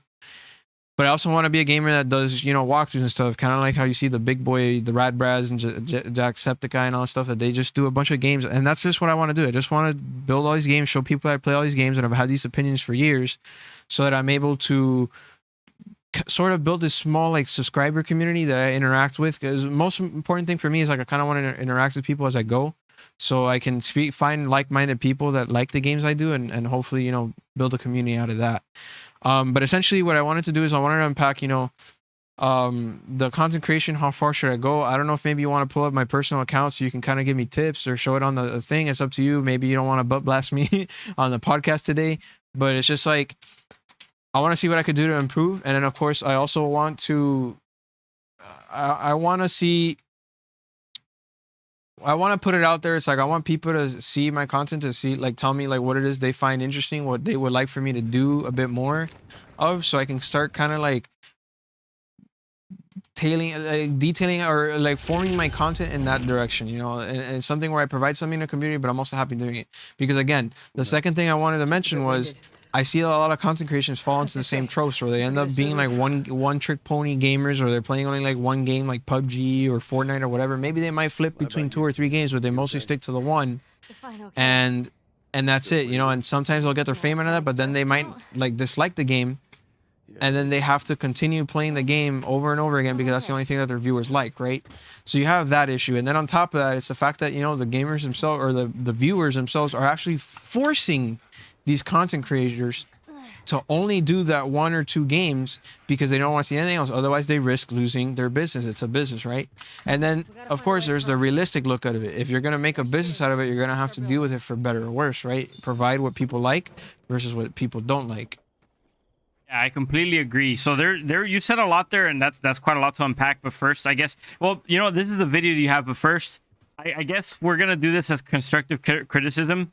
I'm gonna apply my knowledge of what I know about content creation, and then I'm gonna give you criticism based off of it, and then I guess you could tell me your thoughts about that in towards the end. So, first and foremost, the first thing you have to do, especially like, okay, so we're specifically targeting your YouTube channel here. I'm not going to talk about content creation in general for you because I'm just looking at your YouTube channel, right? So I'm going to apply what I know about YouTubing towards your channel here. Number one, I'm not a big fan of the name. Why? It seems like a random assortment of letters and numbers with symbols as well, which is generally not considered a positive thing, because when you're trying to advertise for it, or, you know, let's say you have business cards or you're on someone's podcast and then you want to tell someone to go follow you, you're already making it a little bit more complicated for people to find you, because people don't tend to like to remember numbers and underscores in names. And then specific spacings and stuff get a little bit too complicated, especially like when in my time on Twitter, when I've seen people generally say that if you have like numbers and stuff in, or like symbols in your name, that you're forgettable and they won't want to give you a follow, because I guess people are very vain about it. In the people who are more successful than I, the advice they tend to give, like let's say someone like Think Media, who has over 1 million subscribers, on telling people how to make successful YouTube channels and stuff, they tend to recommend that you build a name that's going to be a memorable brand. So what that means is, like, let's say you could be your own brand, so it could be just your name, and but then maybe you might want to consider bringing into the mix like what your channel is actually about. So in this case, maybe you could have gone with Jordan G Marcos Gaming or something like that. Or, you know, it could be a clever play on what you're trying to do. So, like, let's say if you're gaming or whatever, and you want to be like this gaming savant or this gaming know-it-all or whatever, you can call it Gameology or something, you know, just as a quick example. I'm sure that name's probably already taken, but you want to have kind of a general theme going in here. To me, this kind of feels like it's just like a gamer tag plus gaming, which is decent. Like, it's a start, but you know I said I wouldn't bring other platforms into this, but a big problem that you're facing here as well is that you have different tags for all your platforms, and that decreases your searchability or your discoverability across all your platforms. Because now, let's say if you look me up, if you go to Google Michael C. Moore, you will get in order like all my things. Like, you'll get my Twitch, my Twitter, my YouTube, my all because it's all under the same name. If I was to look up JG Mark 1, I'd only get you know, probably your YouTube channel and whatever else you have under that. You see YouTube, Twitter, that's it. Oh, and your positive player. I see you link that in as well, which is good. But your Instagram, yeah, essentially doesn't come my Instagram, just to mention, like, it does have its own separate name, but that's because I haven't changed it. But it has, that's because I haven't, it used to be my personal Instagram and I haven't repurposed it yet to be like exactly like everything else. But I have been using the JG_Mark1 almost everywhere, except for the podcast where I put my full name, because I want it to be like people to understand me. But my everything else is based off of this name though. And I have been using it because, again, I did try doing what you said, where I would remove the number and just put like the name and whatnot. But I was seeing a lot of conflict. There's other YouTubers that have used the name before and all that stuff. So I felt like I wanted to keep a name that was personable to me, but not like caught, like it would be its own original thing, and then I use the Twitter handle for now because maybe I could rebrand in the future as I grow, but that's something that I have to consider, and it's something I've found tough to do, which is create a name. Well, it goes back to what Danilo over here is saying. He said that the name has to be memorable, and ultimately, it's if you think JG Mark 1's a memorable name, it might be, it might not be. I know generally it's not recommended to have numbers and symbols in it because it's just harder to market yourself in things that aren't necessarily just online, right? Like if you go on someone else's show or whatever, you tell that you're telling people to give you a follow it somewhere, it's going to be a lot harder and a lot more work for people to memorize a name that's a bunch of mixed numbers and symbols and stuff rather than just memorizing a name. Especially if you can spell it out, it's easier. You know, if I go on a show, I'll just be like, hey, make sure you follow me. All my ads are Michael C. Moore. That's MICHAEL CMOOR. You'd have to be like, oh, JG, then the symbol _ then MARC, and then the number 1. Like people are already be like, yo, wait, hold on, bro. Like I don't wanna necessarily do that. Maybe if they're watching a YouTube video or something, they'll have to pause and replay, and they'll have to decide then at that point if you're even worth that. Where if they're already kind of in a mood to just be nice, and you make it super easy for them to look you up, why wouldn't they? You know, if they have to, you know, it's called friction, right? Is it kind of like the whole thing about if you have cash in hand, like if you have to count it and actually give it to somebody versus it's just your card, you just swipe it and that's it. You're more likely to spend more money using your card than cash because there's less friction. I personally recommend, and here's another thing too. If you're gonna rebrand, I do recommend that you do rebrand earlier because it's gonna be a little bit harder for you once you get bigger later on, right? Then real quick, just looking at the rest of your channel, I like the fact that you do have you separated different like parts of the channel here. Like you have uploads, you have your popular uploads, created playlists. It's actually really smart. You have the different parts here that you can go see it individually. I do recommend you channel box a few people because that's like kind of networking. Like if you like other people and stuff, like you could be like, hey, look, I'll channel box you, you channel box me. We send people towards each other because it'll actually show up on their channel and you'll show up on theirs. And that's just kind of an additional way that you could get traffic to your channel. So consider adding some people here. Discussion, I don't see it really used that much. The one that people really tend to use is community, but I think in order for you to get a community page, you need to be a partner with over 1,000 subs and 4,000 watch hours or something. So don't worry about that until later on. And then the about me section, not bad. I would say put a little bit more in the description because the more stuff you have in the description, the more likely you are to pop up when people search for YouTube channels. But then also be sure to put all your other social media here. So you should be putting your Instagram. If you have a Patreon, put your Patreon. If you have a Twitch, put your Twitch. You know, put all your stuff on there. All your stuff on there.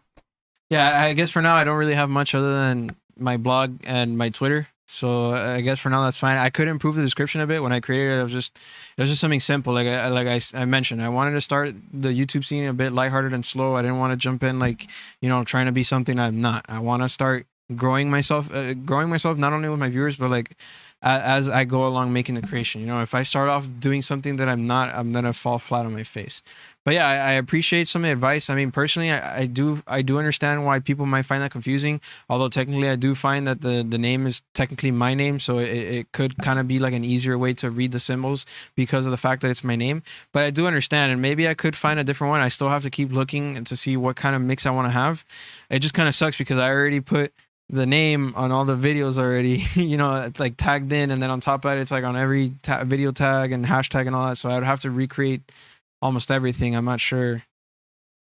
You don't necessarily have to recreate everything because, you know, if you look back at some of the biggest people now, like if you look, for example, at Mr. Beast's channel 5-6 years ago, he was not doing the same thing he is now. He started with like Minecraft Let's Plays and all this other stuff that was nowhere near the same type of content that he does now and that he's making now. And back in the day, he was like Mr. Beast 1 something or whatever. But obviously, you know, over time, he took notes about what are some things that are good, what are some things that are bad, and you know, he corrected he course corrected. He finally found his niche. He knew what to do with his content. He renamed from Mr. Beast 1181 or whatever to just Mr. Beast. You know, it's more memorable, and he just rocked with it. And he didn't go back and change any of his other videos. Like, you could go look at his videos from 6-8 years ago. They're all horrible, low quality, blah blah blah. And he made it. So don't take this as like I have to start from zero again. It's more like, you know, maybe consider course correcting now, so that way you don't end up suffering for longer, and you just get the stuff corrected now. Getting back into further things that I think you could do better.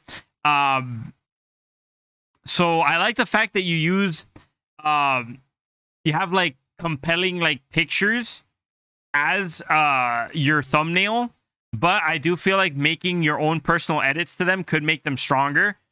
Obviously that would require you learning how to, like, you know, do some photo manipulation or editing, getting a software to do that.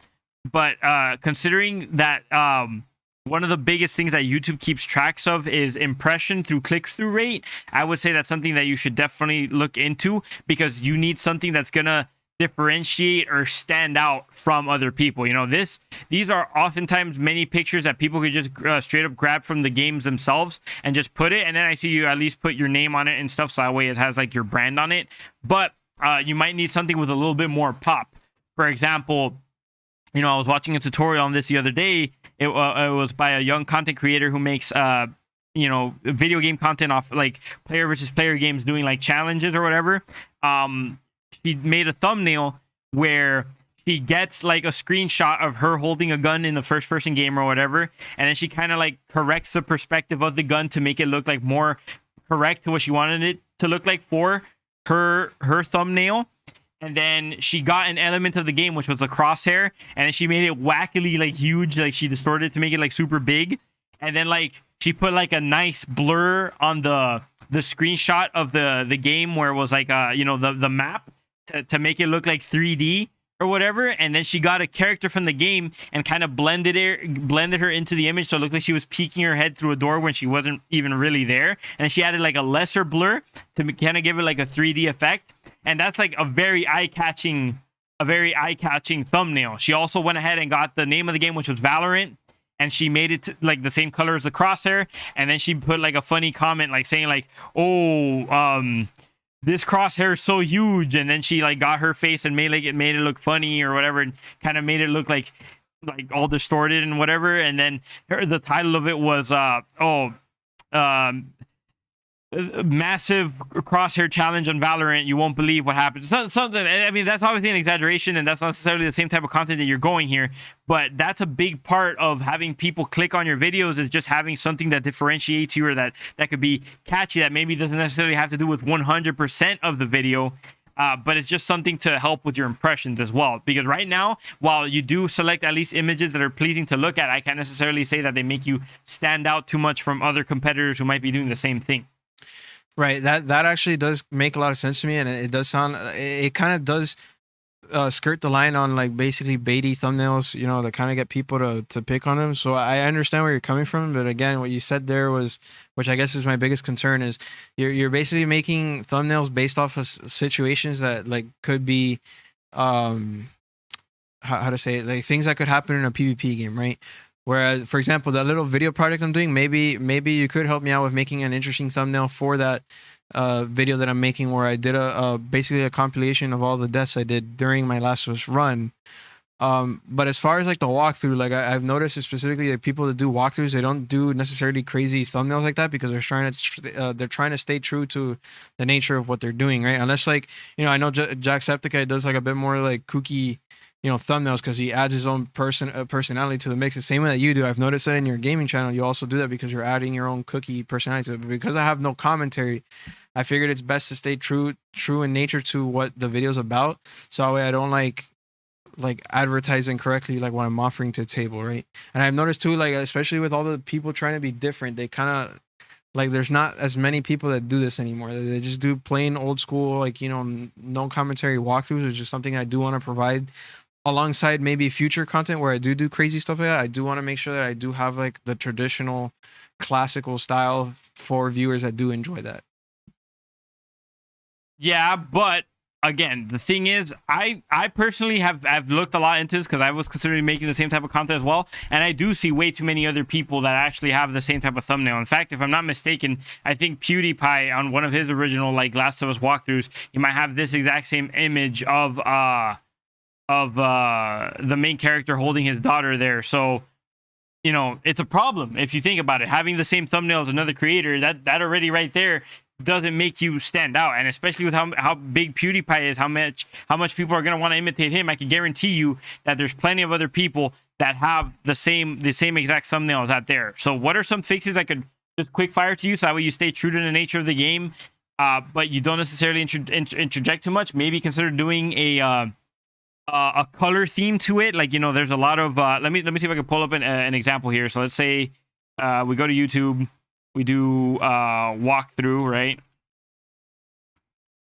We do walkthrough. Okay, this is just the Rad Brad. He just does the same thing. He just grabs something. He just puts part 1, but he has 1.8 million subscribers, or he has like millions of subscribers. So you don't necessarily want to be copying him because you're not the Rad. He's close. He's close to 12 million. I know that Radimus is like untouchable when it comes to this stuff.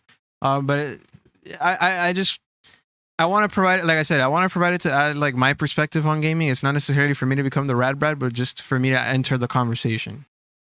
So look, some examples of some things that you could do here to make yourself stand out is this is simple, but also, you know, it lets you know whose this is, right? You see on the corner there, they put like their little, it's kind of like how PlayStation, whenever they make a video, they put like their logo up in the corner with like a little design or whatever, something simple like that. I've seen a couple other examples of things you could do. Let me see. You have a lot of the same creators here over and over again, which is why you get a lot of the same stuff over and over and over again. But like, let's say there's a couple of see that's the thing too. Like, I'm noticing that a lot of these guys are using, like, they're trying to make specific thumbnails that are like intriguing to people, but it's not like, I personally feel like these thumbnails are over exaggerating what the game could be. Like, for example, I could clearly make out that a lot of these like that MK Ice and Fire, they're cool guys, and that picture is straight up like, just, that's not in game. That's clearly like a poster from Ubisoft, and they just cropped it and put it, you know, on the thumbnail.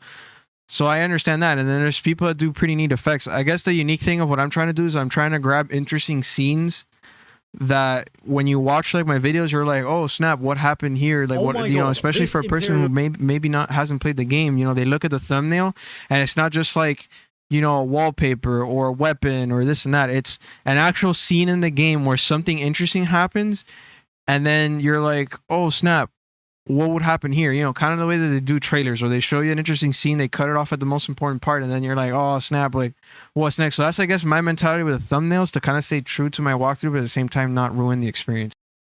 That's true, but again, remember, the whole point of a thumbnail is to stand out. If you get something that's just straight up from the game and you could trace it back to a bunch of other people having the same thing, like, you know what, let's just do it real quick. The Last of Us walkthrough. So let's see if maybe you did pick ones that do specifically stand out. Already, you see? You already look it up. First thing that comes up is an image you already used.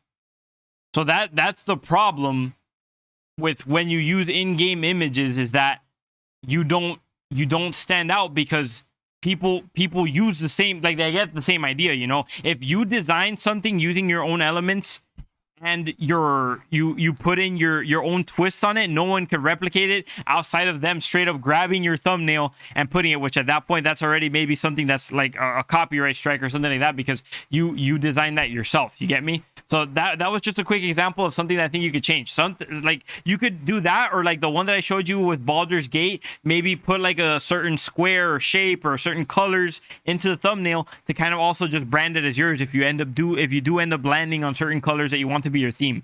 But I don't want to necessarily keep nicking you on something like that, because like I said, at least for the moment, you do tend to choose like pretty interesting images from the game, which is something that's respectable. But I think that you could benefit from just a little additional something, you know what I mean? Like an extra, just some extra flair, something that just marks it as your video. So you can start building your brand or your stake as a content creator, because really you're just using the game, whereas people aren't going to subscribe for the game. Like, maybe people could subscribe for the game, but only if you're only going to post about that game, you know? When you start doing all these different games and stuff, people are only going to subscribe if they care about you. And if there isn't really an element of you in these videos, they're not going to want to stick around for it. And the thumbnail is a great one, because that's like an introduction that somebody has to you. Like, oh, I know this video belongs to my creator, to the creator that I like, because of this element within the thumbnail.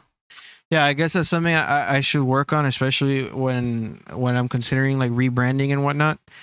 It's something that I would definitely have to work on, because, well, for example, I don't have Photoshop or any Adobe programs right now in my house, and my PC is like doo-doo, so it's like anything that could stress it in any form will probably kill it, especially with products like that where you're there for like a couple hours, you know, trying to figure out the right design, and then it just deletes itself because you didn't save or whatever. That could just be really disheartening. So I would have to fix that with the tools I have right now, using the PS5 and the Shirt Factory and all that. I would have to figure out if there's a way for me to do that currently.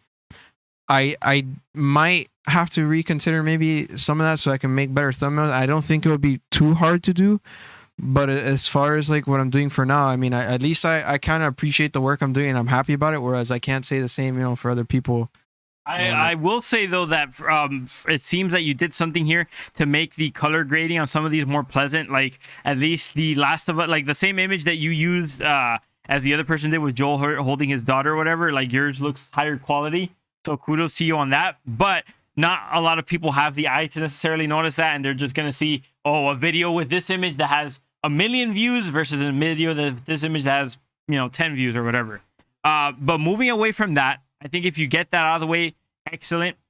And then the other thing would be, the two main things is, I think, your profile picture and a banner, like banner art, for your YouTube channel, because that's also part of your branding and stuff that people can start thinking about you a little bit more. So what I do like about your profile picture, it has your face in it, and it has the ghost from Destiny, which is, you know, something that kind of shows what you're about or whatever your interest. But the ghost is about like 66% of the picture, and then your face is like a tiny bubble all the way in the back.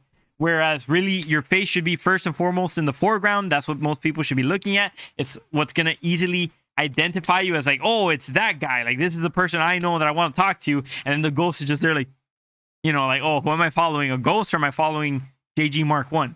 So considering fixing that, maybe you could keep a Destiny sort of theme to it to, you know, show what you're about, but make your face first foremost in the foreground. Consider maybe using a higher quality picture with better lighting, which, you know, you could kind of like maybe turn off your room light and then just get a key light in your face or whatever, and then that'd be nice.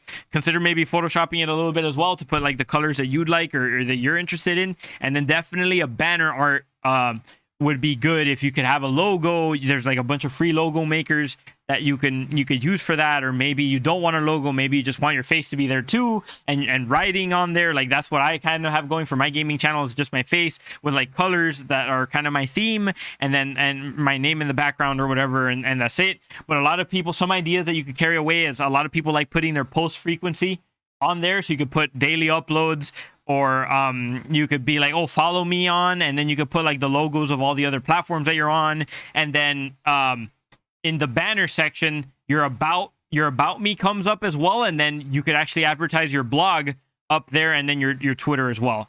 If you get that out of the way, I would say good. I do notice that you do have nearly daily uploads, so that's a pretty good frequency. That is pretty taxing, but if you could keep it up, that's pleasing for the algorithm. You know, obviously, you know what kind of content you're in, so you're doing kind of like long plays or walkthroughs of these games. So, you know, people who are going to want to see these missions would probably, if they click on it, they'll probably stick around for most of it. You'd kind of have to analyze your own analytics and be honest with yourself about that. Like, if you see that people are leaving your videos early, or they're like, okay, if you have a low impression for click-through rate, that means you need to work on your titles and your thumbnails. If you have a low retention, that means you might need to do something to make your content more interesting, but you'd have to analyze at what point people are leaving to see what it is that people are coming in for, and when it is that they've had enough. And outside of that, if you just make your name more memorable, make yourself have a theme that like, oh, like this is JG Mark 1, like I'm gonna watch this video because this is JG Mark 1, maybe put some colors, a banner and stuff in there, I think you'd be pretty solid. And then obviously just figuring out what your passion is as a content or whatever as you go along. That's just, you know, a journey you have to take.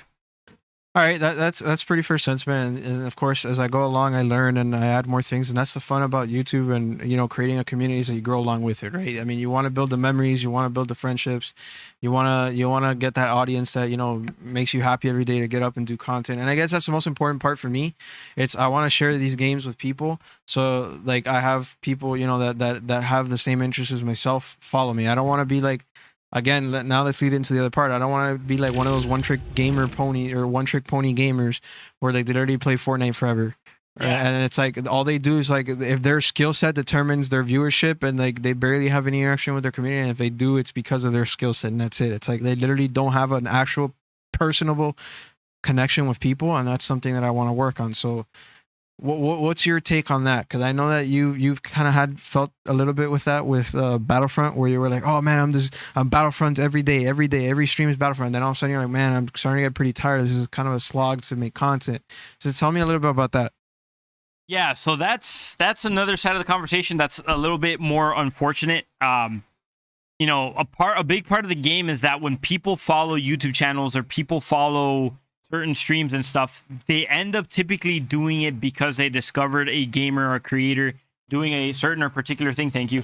A certain or like playing a certain game or doing a particular activity, and that ends up being considered the creator's niche, and then that's kind of what they want them for. Which, you know, nothing's wrong if you're playing a game which ultimately ends up being a more discoverable one or whatever, and then that's how people find you and stuff. But it's a little bit of a sad thing to see when, you know, let's say you build up your community quite a bit by being in a certain niche, but then you kind of want to change directions a little bit, and then you know, maybe people aren't all that on board with it. And that's kind of particular because what do I mean by niche, right? Because I guess niche also has like certain degrees. Like, let's say what you're trying to be right now is like you're being a gameplay walkthrough creator where you're making like walkthroughs of video games and stuff without commentary.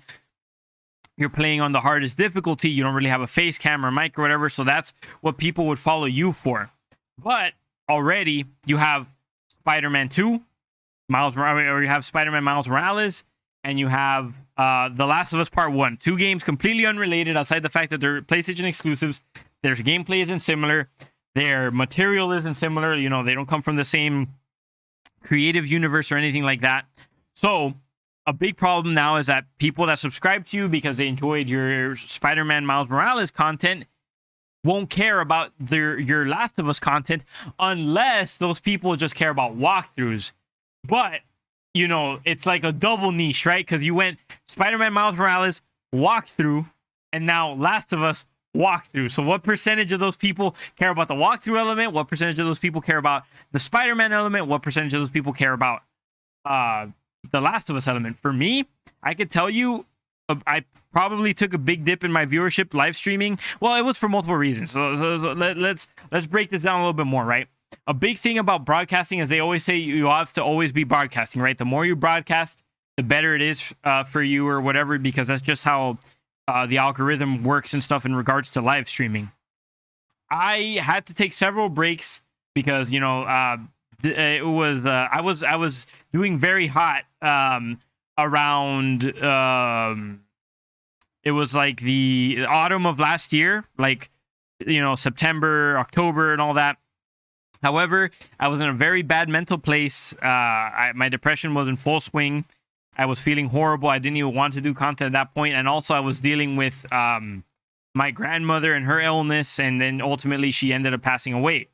So I ended up having to get off of that, which hurt my viewership greatly. But then also it was like when I came back and I tried Battlefront, I was able to pick up that same viewership very quickly again. But I changed to a different game and I kept changing games and all that. And all of a sudden, my viewership wasn't as great as before.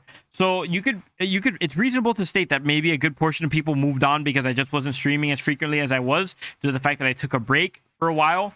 But then also, I'm sure that, when I did come back, I did still have a bunch of people asking me, oh, hey, when are you going to do Battlefront 2? When are you going to do Battlefront 2? I was just like, I think I've had my fun with that game, I ended up playing it.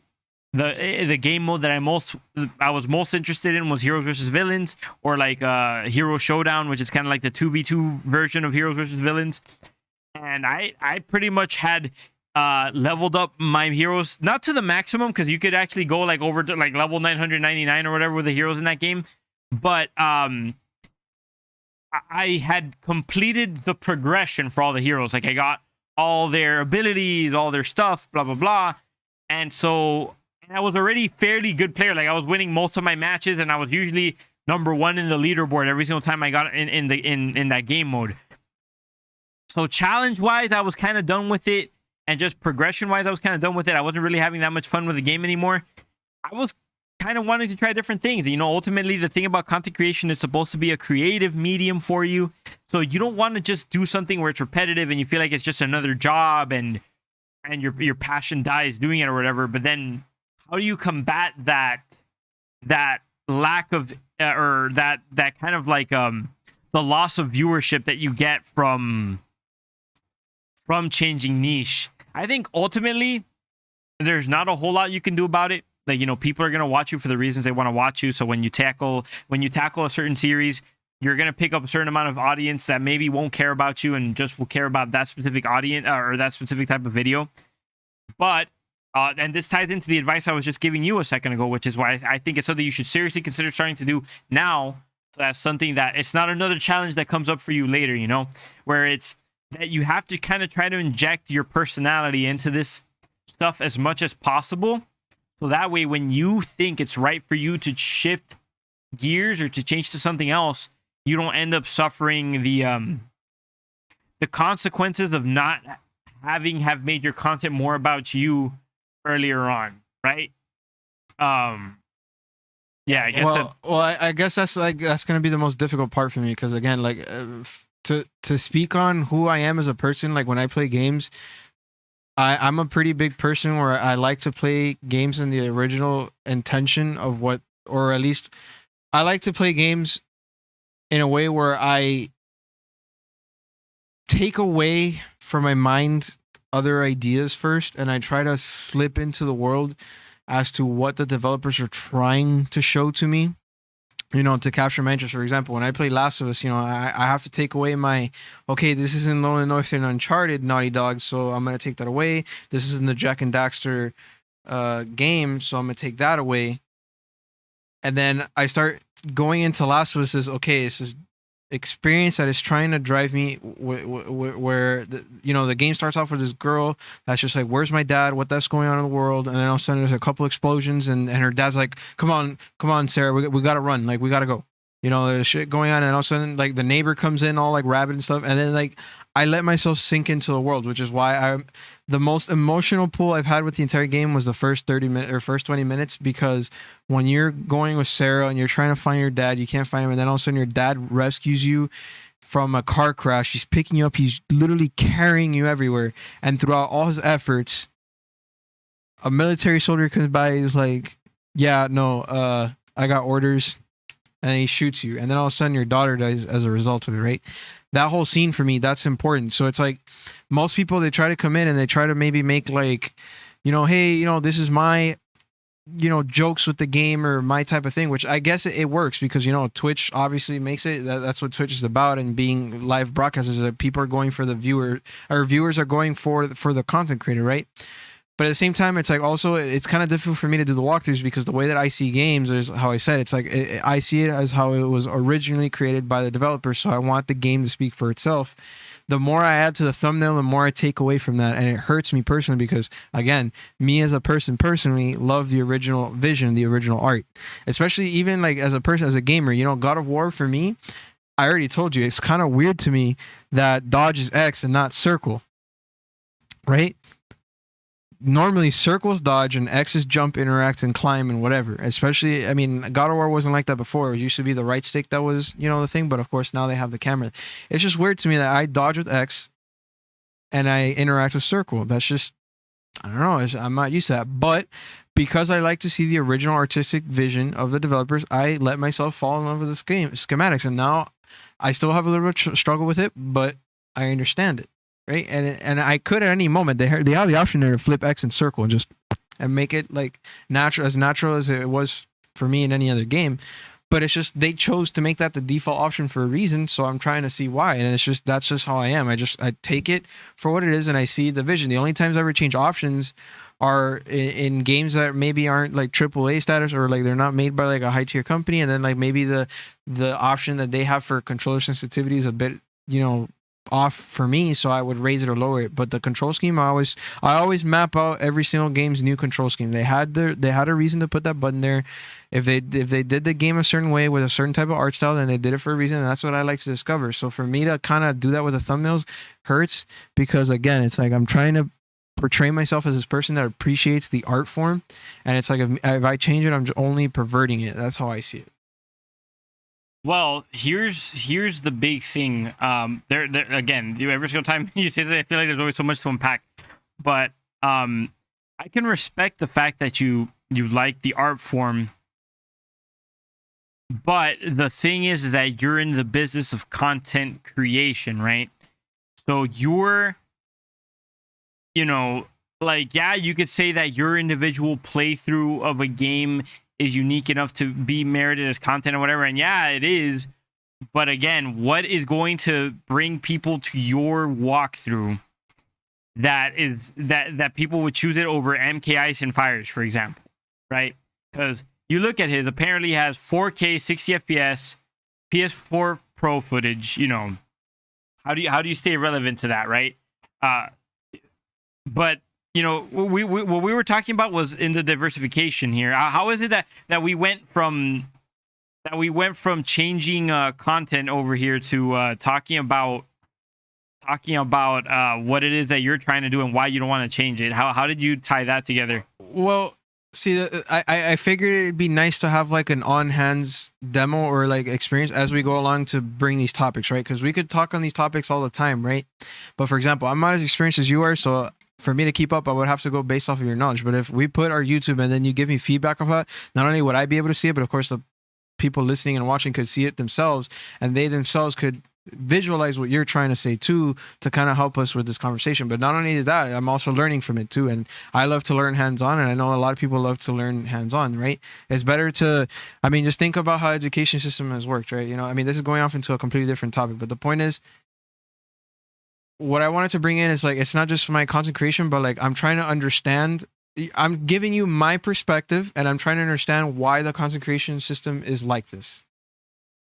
Okay, got it. So Danilo here is right. He's saying you have to appeal to the average viewer, not yourself. But he's only partially right there in a sense, because you know, if you get into content creation and maybe you're just seeing it as a business or whatever, and that's all you care about. Like, you're these people who, you know, open like kids' toys and stuff for like kids' channel, and you don't even care about that, but you're just doing it to get money or whatever. Then hey, you know, more power to you. That's what you want to do. You get millions of subscribers, you get your money. Okay, do you? But maybe there's people like you and I who our soul feels like that need for a creative outlet that gets tied into our business, right, or into our content. The question for you, like, so I respect what you're saying, right? With not wanting to touch or pervert the art, like you don't even want to change the controller scheme or whatever for the game. But the thing is, if you're trying to be a content creator, presumably you're trying to be a successful content creator. You're not just trying to, you know, do this and be like, hey, I got 1 view, bro. Let's go every day, 1 view, you know? Like, when you're creating content, you ultimately have to ask, what value is this bringing to my viewers, not just yourself? Because, you know, for you, maybe you'd be fine, again, just playing your video games and not giving a damn if you get DMCA, like leave the music on, post it, you get 1 viewer, you don't care. But presumably you're doing this because you want to grow, you want to succeed, and you want to do something that people want to watch. So the question is how do you find the balance between making something that people want to watch and something that you're still proud that you made, or something that still sets your soul on fire? The problem with doing no commentary walkthroughs is, what value are you bringing to the gamer then, especially when someone else has already done it and maybe question like even better than you, or maybe it's something that's the time for it to be successful already passed. Like, let's say, why are you gonna have a hard time competing against someone like the Rad Brad, even though your gameplay might be like better or whatever? Number one, his gameplay is really high quality. He has a pretty successful formula in doing a pretty good intro. He does like a solid intro for his videos or whatever. His upload speed is insane. Like, he posts his games like super fast. And he also gets access to video games earlier before most other people do as well. So what's the value he's bringing to the viewer there? Okay, I want to see gameplay of this game. Am I going to go to the guy who posts his games year later with a lesser video quality, no commentary? Maybe some people do dig the no commentary, but then look, MK Fire and Ice, same walkthrough you did a year ago, and it's 4K. And they have arguably more attention grabbing like thumbnails or whatever. That you have to ask yourself, what value are you bringing to the people? Because I've tried doing like walkthroughs and stuff too before, but I have to be honest with myself. Like, if people don't find value in it, it's not gonna happen. But it doesn't necessarily have to be that you're the first one to the party or something, because like, let's say there's different kinds of value. Let's say nostalgic value. What's one of the craziest videos I've seen recommended to me lately? Well, just real quick, like, I guess, I kind of understand what you're saying, especially with like MK Fire Nights. Like I said, they're I think there's two guys. I'm not sure. They're pretty cool. And the fact that they do the gameplay, I mean, like, one thing I guess that could set me apart from them is the fact that I'm playing the game on grounded. which left me a little, it was a little bit of a daunting task, especially because I didn't want to look like a fool, recording my stuff. I obviously want to promote the game looking like I actually know what I'm doing, because I know a lot of people don't like gameplay when you look like you don't know what you're doing or what you're playing. So I guess I could understand your idea behind that, but it's also like what I'm trying to do is it's like I'm trying to do the basic format. I guess that maybe that kind of hits it knocks a couple points off of me, because I'm basically doing generic content that other people doing, and I'm just hoping that people come across my channel and decide to follow me instead. But one thing I haven't been able to portray yet, which is what I want to do, is that a lot of these developers, right, they're doing all these big old titles, and they're basically sticking to the ones that people would normally get. I want to be the kind of guy that, like, you can rely on me to play anything, and if I haven't played it yet, you can rely on the fact that if you message me, I'll figure out a way to do it. Of course, I'm not like, it's a walkthrough type of channel for now, so I can't just do a walkthrough of Fortnite. It's like, hey dude, this is a walkthrough of how to get a battle royale, because not only do I not know how to play the game, it's not really a game where you make a walkthrough. It's a game where you watch Ninja, who's a master of the game, and he has this amazing skills with Twitch shooting and whatnot. I want to be the kind of gamer where it's like, you can rely on me to play almost anything that comes out, and hopefully I can expand to Xbox and PC, because I see a lot of these people, like these big guys, they promote all these big games. They have, for example, Red Brad has Spider-Man, he has all the PlayStation exclusives, and he has this and that, but I haven't really see him like touch like indie games or some of the smaller stuff that people might like too as well. And there's a lot of games that are out there that people can that people miss out on, so I kind of want to find a way to build this community where I can connect everyone along the way, right? That I can bring people that like maybe RPGs and then they don't really like FPS games, but maybe I can make the FPS game so cinematic that they might enjoy it just watching it, or I might find FPS shooters that it's like, hey, you know what, I really only like action games, but they might be interested enough to like, hey, this guy makes the RPG kind of cool, let me watch him play. So I kind of want to mix the genres to kind of bring all these people together and hopefully make that kind of community, because again, I don't want to fall into the one trick pony type of guy, or one genre type of guy either. I want to encompass the gaming and show people I'm passionate about this stuff. This is what I do. So yeah, maybe I could, if I find a way to grab my personality and throw it into the game and then put it in as a thumbnails and all that, maybe I could find a way to do it. So I guess that's just what it is. But now I want to get on to the next big thing. I'm gonna let you say your final comments on that, but I want to get on to the next big thing, which is what's really killing the freaking creative spirit. I don't have enough time to cover another topic. So I think maybe we're gonna have to best split that one off. But if you want to quickly voice your concerns on that one or whatever, that'd be okay. The only thing that I did want to finally add to the discussion we're having now, maybe I don't even think we should bring up anything else. Honestly, maybe we should just end up closing, because we ended up having such a good conversation on this topic that maybe we could just do a closer and just bring up the other topic for the future. But yeah, for me, I get it. I honestly get it, because I have the same type of struggle that I'm facing right now, where like I have to, you know, ask myself between, like, you know, do I do what's more discoverable, do I do what's more favorable, this and that. Let me see what Danilo said here. He said, you have to apply yourself into your gameplay. You need people to want to watch you for you, not so much your gameplay. You come first, the gameplay secondary. Yeah, I kind of agree with that. Like, what you're saying, what you're doing and everything makes sense. And if you're especially doing, like, maybe your thing could be like hard difficulty walkthroughs or whatever, your idea for the kill or the death compilation or whatever, that is something a little bit more unique and refreshing. So maybe if you pair that in with your walkthroughs, that could be a thing, and maybe you could be known as like the hard difficulty gamer guy.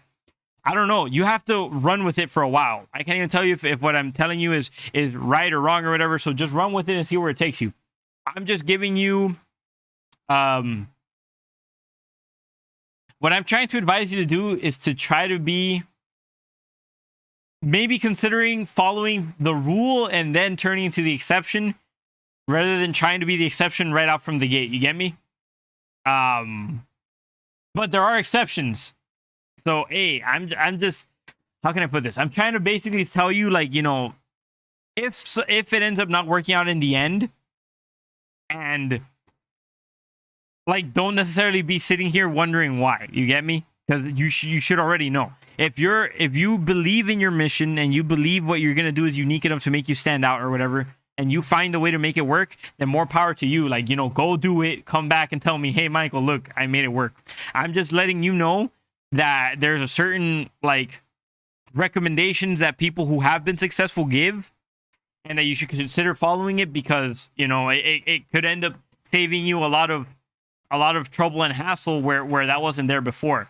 Now, where I'm at currently with my gaming content, I have a tons of different content that we're doing. Obviously, we're doing the podcast together, so there's one form of content that we're both doing there already. We have I have my tech channel where I do like reviews on software, hardware, guides for doing things, and that one's like highly like it's like commercially like profitable, like, you know, I could get sponsorships and stuff like that, like I already have on that channel. And then the gaming one is also where I've kind of had a little bit more of an issue, because again, I've tried the walkthrough stuff, no one seems to care about it. I did, you haven't seen it, I deleted it, but before I did do no commentary walkthroughs and stuff, and again, no one really seemed to care. So you know, I'm trying to get more into the realm of trying to find what it is that will finally make me stand out. And, you know, what people tend to recommend is really more edits or making a certain challenge or something about the game, you know, something that brings more than just the game itself, because the game itself is a form of content, but it seems like that niche is already taken. You know what I mean? Like, you're trying to get into a slice of pie. You're trying to get a slice of the pie. And how big is that slice going to be for you when it's already been done by other people? That's all I'm trying to say. But I guess it's just part of the journey. And honestly, I wish you the best of luck with your content creation journey. I'm looking very forward to see how your death compilation videos does, because I know I had a hoot watching it. It was actually really funny and really refreshing. I might consider biting that off of you, because I suck at games so bad that like I die at like average difficulties all the time, and, you know, whatever. Mine's is gonna have my face cam on it, so it'll differentiate it that way. And when it's out, I'm going to go ahead and actually recommend it with my community, see if they end up watching it or whatever, because I had a good time watching that. So I hope that, you know, people end up finding your walkthroughs, and the fact that you're always playing on the hardest difficulty maybe will get you some clout and, you know, your death compilations too, and we'll just see what happens. Consider making those changes I told you, though, like the profile picture, the name, the banner. Those could all immediately boost you. Maybe the thumbnails, but that's or again, you check your analytics and see how your videos do. If your analytics are going to tell you everything you need to know. No, I understand what you're saying, and I'm humbled by your comments. But what I really wanted to get into real quick, I guess just sound off on it real quick before we hop off. Maybe like 10 minutes to just cover this. DMCA strikes have been really killing my mood with this, because, like, again, I mentioned it earlier, and it's like I enjoy the art of it, right? I enjoy games for what they are, how they were envisioned, all that. So to play Spider-Man this wonderful game with awesome soundtrack with no soundtrack for YouTube was hard, especially because like in the first 10 minutes of the game, you start off the game with Miles putting on his headphones and listening to the song. So like when you look at my video, it's just him just puts it on and all of a sudden the sound just becomes lowered as, you know, like how you would hear everything if you don't have any sound, and then it's just him walking like to this beat that doesn't exist. And it's like that totally kills the spirit of the content creation, because the whole point of content creation too is to share with people what you enjoy about something. And by essentially this whole DMCA thing hitting, they've essentially ruined the experience of trying to share that joy that you're trying to share, right? When I talk about Spider-Man, it's like I want to refer people to my YouTube channel, but it hurts me to say it because like, dude, I'm telling you to watch a game that you would probably do better playing yourself because you can't hear half the stuff that makes a game awesome, right?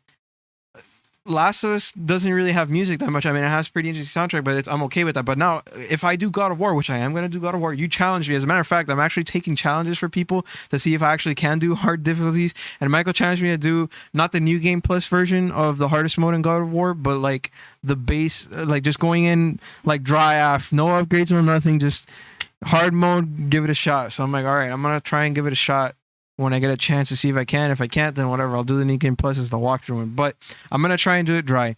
The point is, that game has amazing soundtrack.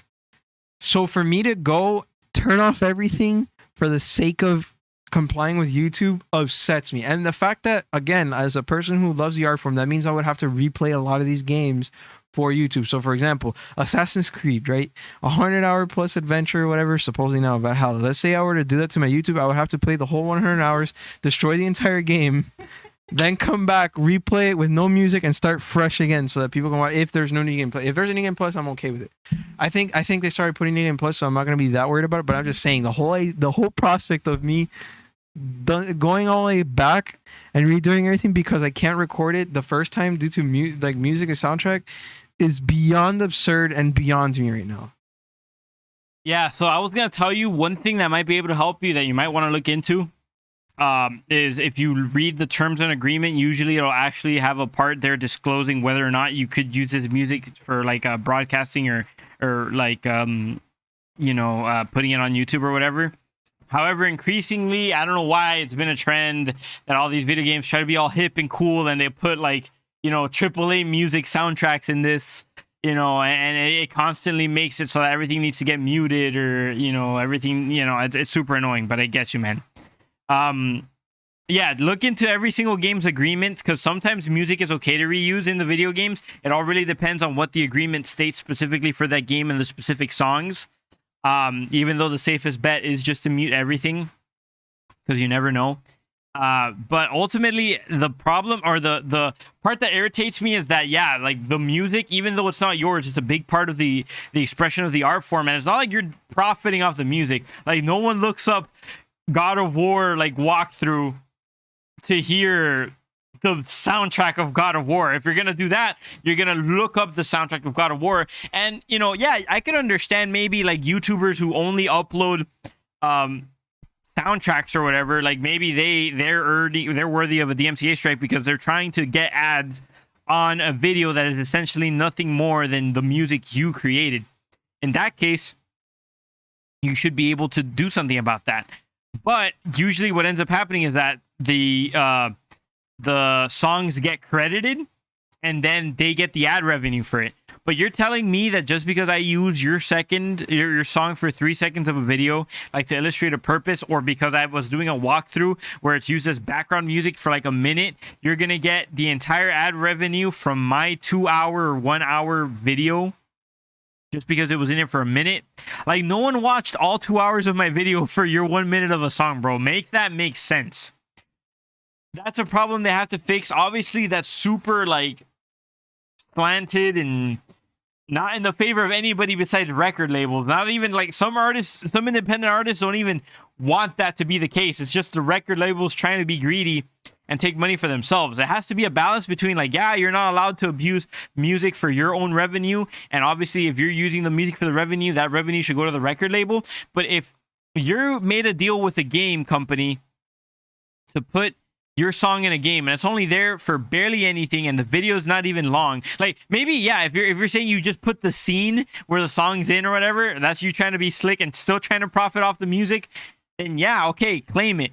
If it's a small percentage, you should only be able to claim that percentage of the video at most, in case of anything, if even anything at all, because ultimately, you know, that's just the game. You're making content about the game. You're not making content about the music, and they're not profiting off your music either, you know? It just goes back to that theme of like the small guy versus the very successful, you know, rich person. Like, it's a theme that seems to be recurring here. Someone needs to do something to back the small guy, not the big guy that's bullying people. Yeah, no, I mean, I can't go as far as to say that because obviously I don't have as much knowledge about it as I do. But again, I told you, I spent a whole day, you know, editing and uploading my walkthrough and stuff at one point. And out of all my walkthroughs, one of the final videos towards the end of the walkthrough, I showed you a picture of it before it was even released. It was unlisted. You can't share it anywhere. I already had a warning from YouTube. It's like, oh, possible DMCA issue here. And I go and click on it. It's basically these, I guess, like 20 to 30 seconds of this one portion of the video, because the sound or the soundtrack that was used was, I guess, somehow like it was recreated by a third-party company or mastered by a third-party company to then be used in the Left Behind DLC. So I got pegged for something from the DLC from the main game. So I'm like, wait, it comes from the main game, so why am I getting pegged for it from the DLC instead? And that's because they coupled the sound there and mastered it in the soundtrack, and YouTube's registering it as the DLC's soundtrack, not the main game soundtrack. So I'm like, what? And then I had to use the little YouTube beta thing, which actually it worked. I remember you telling me it didn't work, but of course, you know, as betas go, they fix it, they upgrade it, and it goes over time.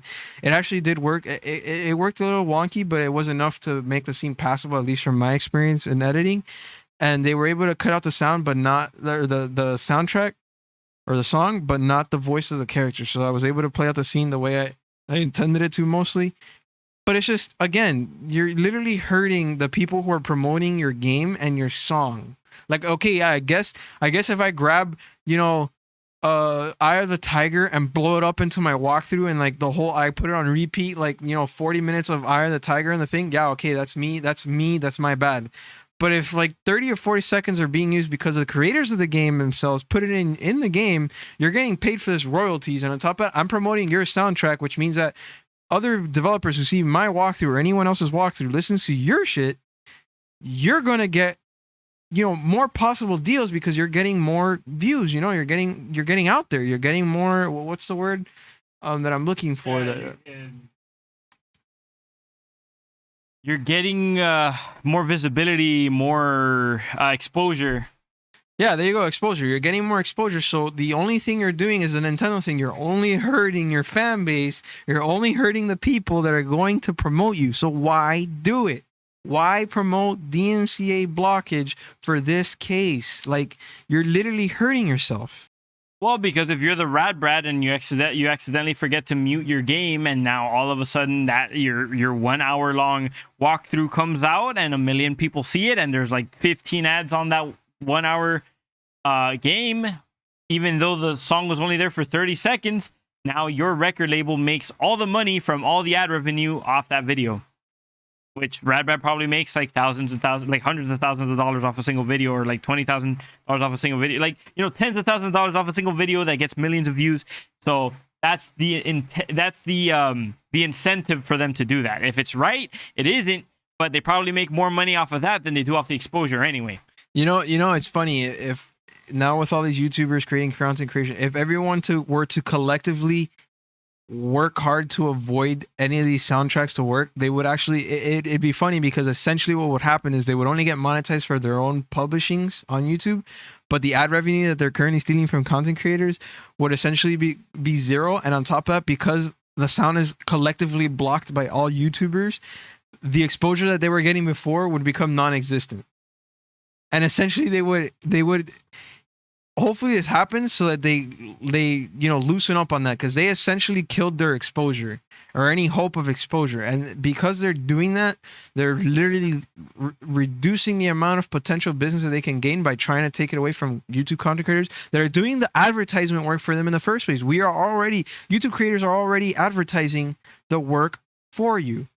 They're already pushing your songs the entire way through the internet, the landscape that is, or the grand infinite landscape that is the internet. So if you hurt them, your only thing you're doing is cutting yourself off from the greater potential of viewership and visibility. That's my opinion on it.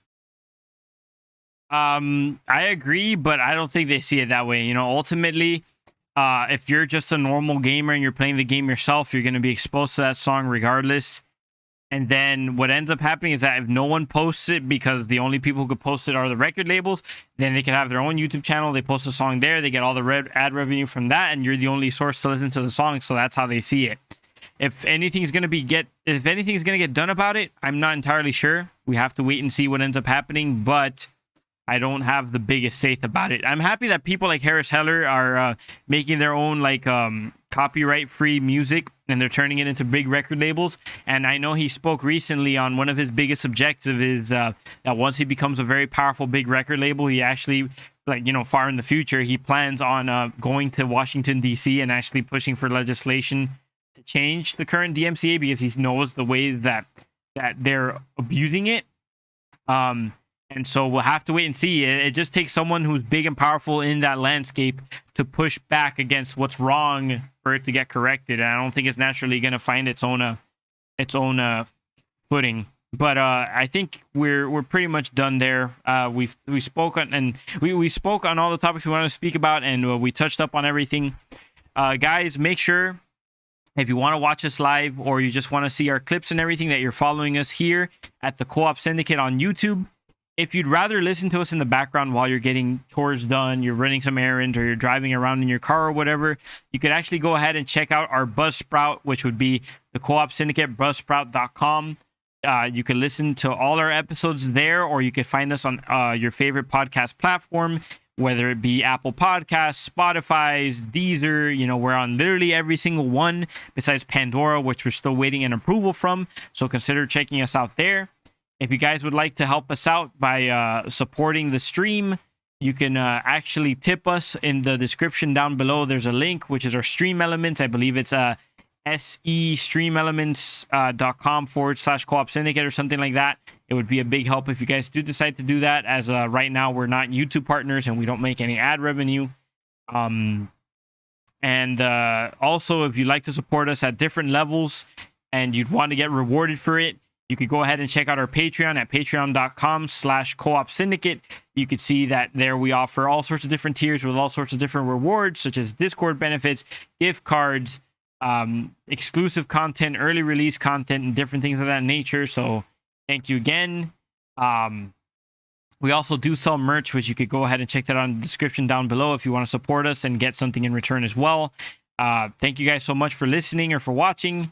And until next time, happy gaming. I've been your co-host, Michael C. Moore. Peace out. I'm your other co-host, Jordan G. Marcos. Have a good one, guys. See you next week.